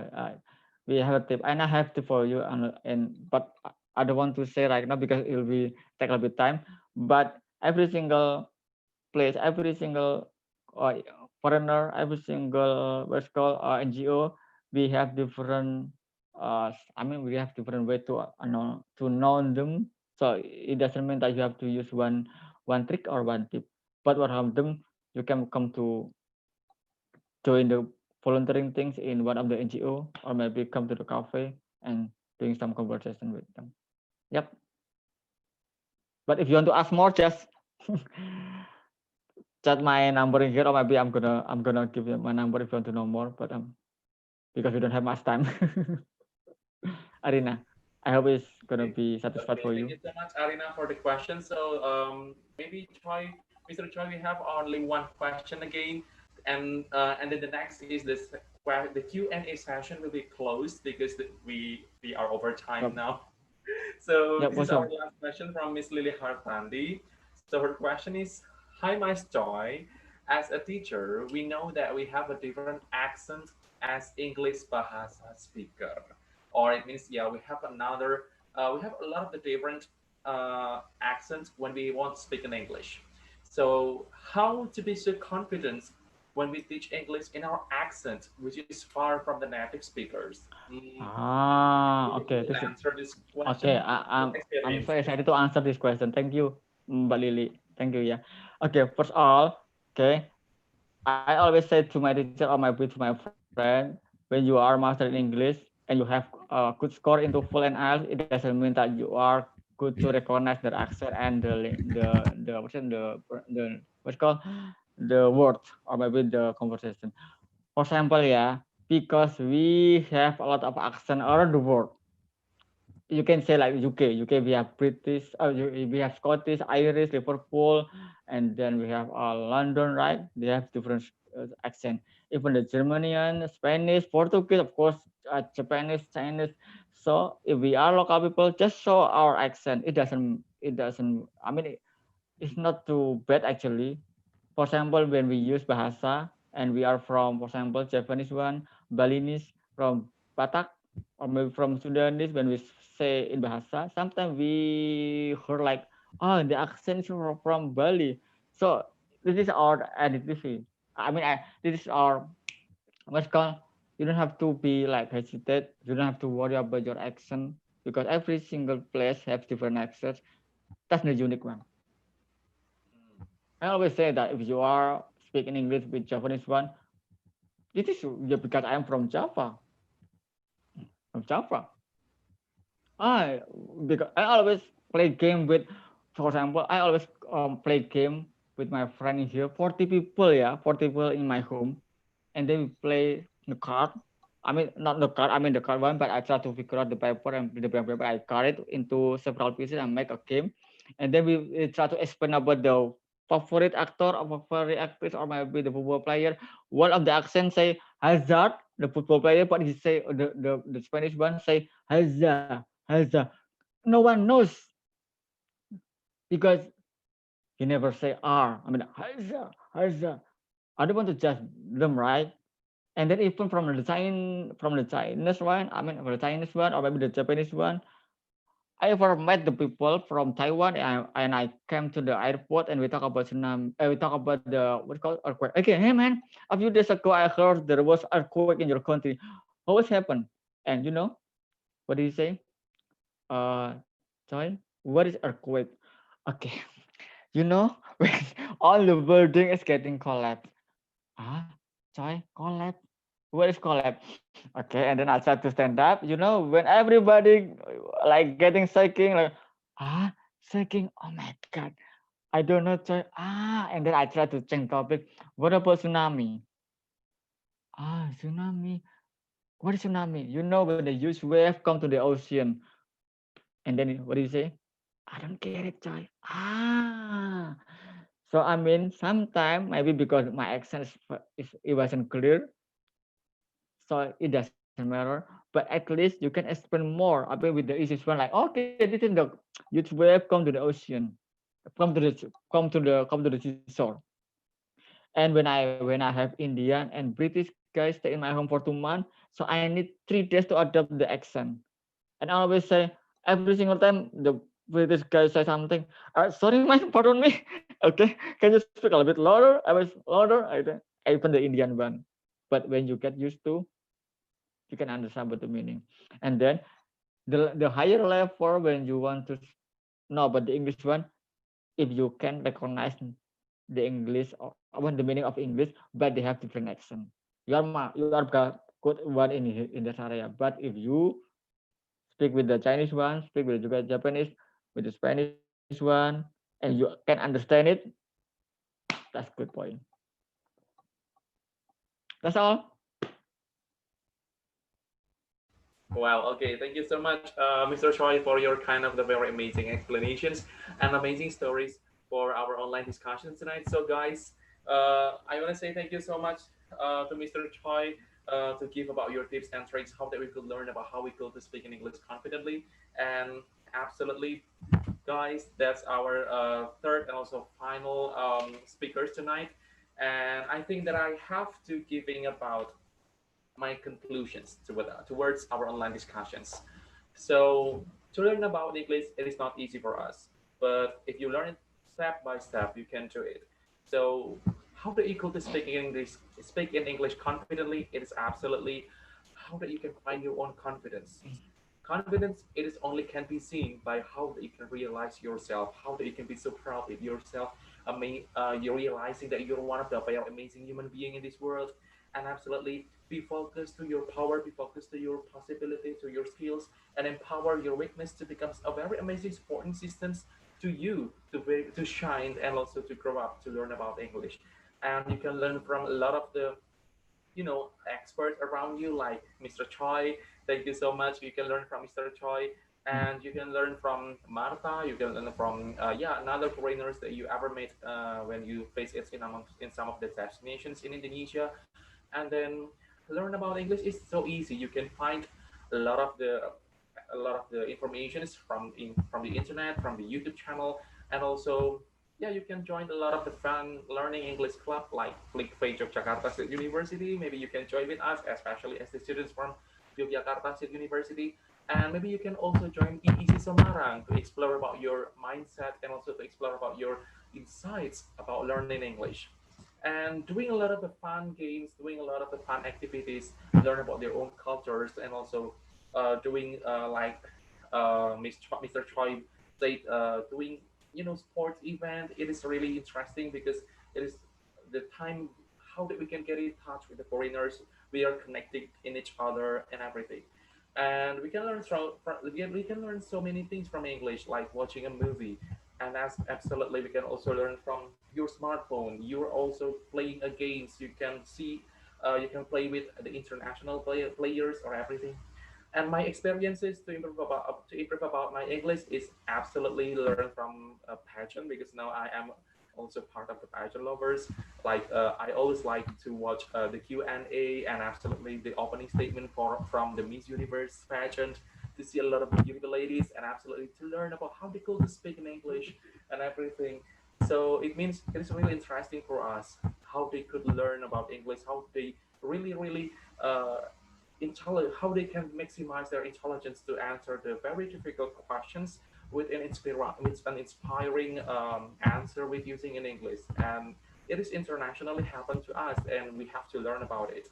So it is not about our basic needs, but it is all our needs. So guys, thank you so much to join our online discussions tonight, and hopefully all of the informations and also all of the new insights that you got in our online discussion, it is really useful for you to your own future. If you want to get a scholarship, you want to study abroad, or if you want to improve about your professional career, you want to be a public speaker, you want to be an MC, and also maybe you want to try as a moderator like me tonight to learn about English. It is really amazing. So go back to MC. Okay, thank you for Mr. Teguh for the time. And I think Miss Kusno will tell us something. So please, Miss Kusno. Okay, thank you very much, Kevin. Yeah, before I forgot, and this is my opportunity, last opportunity, I really want to say thanks to Mr. Choerul Anwar, who make this happen. You know, this is the first time FLIC FE Jakarta State University has the event like this, and I hope that it will be continue, because we already have implement arrangement too. Thank you very much for that. And you already give such as a beautiful link because of your friend, and I hope that this opportunity will be improved not only for easy English Club Semarang, but also for laboratory English language laboratory in Yogyakarta State University Faculty of Economics, and also Fun Learning English Clinic Faculty of Economics. So guys, especially for students in Yogyakarta State University, if you want to join with us, please coming. And I hope that it will be regular event, yeah, Mas Choi. Sure. I hope so. Maybe who knows? Next month will be like a series English talk or something like that with different topics. We have a lot of the topic that's really interesting speaking here. We will always discuss about English. Thanks a lot for Mata, but Mata is asleep right now. Yeah. And also just say thank you for Mata and Michelle Kinadri that they are joining in this event. Really grateful and thankful. It's really my honor to join with you and to be your friend, Mr. Choi. That's it from me. Thank you. Thank you so much, Mr. Choi. See you. Okay. Okay. Take a picture, take a picture, take a picture. Okay, ladies and gentlemen, finally we get our last agenda. That is closing. But before we close this agenda, let's taking a picture. So please turn on your camera because we have photo session. To Maulana, Rosie, please turn on your camera. Hermawan, Arina, yes. Hai Pika. Gilang, Lili. Okay, I think we. All right. Gilang, Rosi, Yeni, Widasti, Miss Siti, Umi, Din, Mami Rahayu, Danang Setio, Lili Haka. By the way, where's Andini? I just want to see her face. All right. I think Andini is from YouTube, Master. Really? I think. Oh yeah, from YouTube. Yeah. All right. I think others is still shy. Okay. Oh, thank you very much, Mas Fadli, for helping us here. Don't be get bored if we still want to this event will continue. Thanks very much. With pleasure. Okay, ya Mbak Mami, thank you very much for join. Ya, text picture yuk.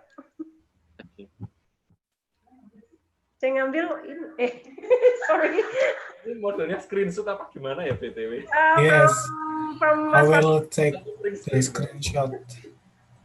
Okay. Should we wait for the others to join or? Okay, I think the others still shy, and that's okay. Okay. Okay, so maybe one of you can do some countdown. All right. Okay, please give your best pose. All right, I will count it. 3, 2, 1. Okay. Again. 1. Again. Okay. 3. Okay. Thank you, everyone. Thank you, everyone, for joining. Yeah, thank you for your. I have an announcement. And thank you, everyone. Yeah. Thank you. It's about the e-certificate. I think we have to process the e-certificate. It's about 1 week. So if we have done with the e-certificate, we send by email. And if Okay, you want, thank you. I think. Can I say something first? Okay. So if you want the certificate, please fill out the attendance form in the chat because that's how we confirm that you are interested in the certificate. And also how you transfer the money is also in the form. All right. Okay. Oh yeah. Thank you, Aji. I forgot to say thanks to you. Thank you, Chi. And don't worry about it. Yeah, Aji is the supporting system. The important one, yeah. Like your Okay, everyone. I hope that you can join in the next event. Thank you. Thank you and have a good sleep. Thank you, Mas Choi. Ya, Mbak Yuti semuanya. Mas Teguh, Mas Ajit, Kevin, Thank you, semuanya. Kevin. Thank you. Semuanya peserta juga. Thank you, Miss. Next time UK ya, siap-siap. Oh yeah. Yeah, we already have a speaker next time from UK and Holland UK ya. nanti biar Teguh yang handle, saya tutup mata saja. Handle si Teguh udah terbukti bisa nge-handle kok, Mas. Iya, nanti mungkin tak suruh dia pakai Scottish. Iya, Pakai dia Scottish. sangat handal dalam menghandle tadi si Marta, ya kan? Iya. Untuk panitia tetap di ruangan ya, nanti membersihkan ruangan setelah. Teguh, kalau mau minta nomor handphonenya Marta, ya, pilih harga beda rupa ya. Ya. Bikin paspor, Gu, buruan. Ya. Online cepet loh sekarang. Waduh, banyak banget. Itu sama-sama M loh, hati-hati loh, nanti keliru ngecatnya Michelle bukan Marta. Hati-hati loh. Atau Mas Coy, nulisnya ngetiknya Marta M sama-sama M, bahaya nanti. Mas Coy. Sama-sama M. Aduh. Tadi sorry ya, karena di mic sih agak nggak terlalu apa namanya, sorry because he has to catch the train right, buru-buru, makanya dia mungkin agak pikirannya agak setengahnya udah di kereta, makanya agak terlalu fokus di acara. Ya you know their time, mereka punya waktu pasti terbatas, jadi ketika udah bisa mengambil waktunya 30 menit 1 jam itu one of the best. The best. Do you want to say something for Teguh, Zahro? No. Good job. Thank you, Miss. Thank you so much. Nggak kuat. Tarik nggak? Sini nggak kamu? Bucus, Yudit nakal.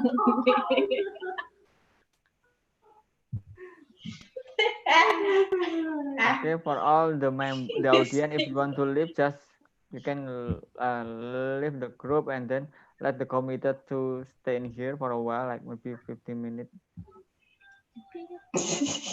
Yeah, maybe because Teguh want to have private question with me, so I'm gonna say yes. Okay, maybe the questions like the beauty pageant questions, it is really tough to you maybe to answer it. I mean, you're gonna ask not only it's not about me ya, but about her. Miss Kusno opening number, Bu. Miss Kusno opening number. Kusno, Jateng Suela. If you don't mind, I gotta leave early. I haven't locked the door and it's already 10 p.m. Oh, it's okay, Mas Adi. By the way, we still duluan live ya, nggak masalah kan? YouTube. Duluan. Should we remove the participants? Yeah, for sure. Sure. Yes. Okay. Ya, nggak apa-apa sih. Thank you guys to join our online discussion. Aji bengkek. Duduk kelamaan kayak gini. Uji faktor uji. Habisnya pijitan Ji. Itu boyoan sama berat badan.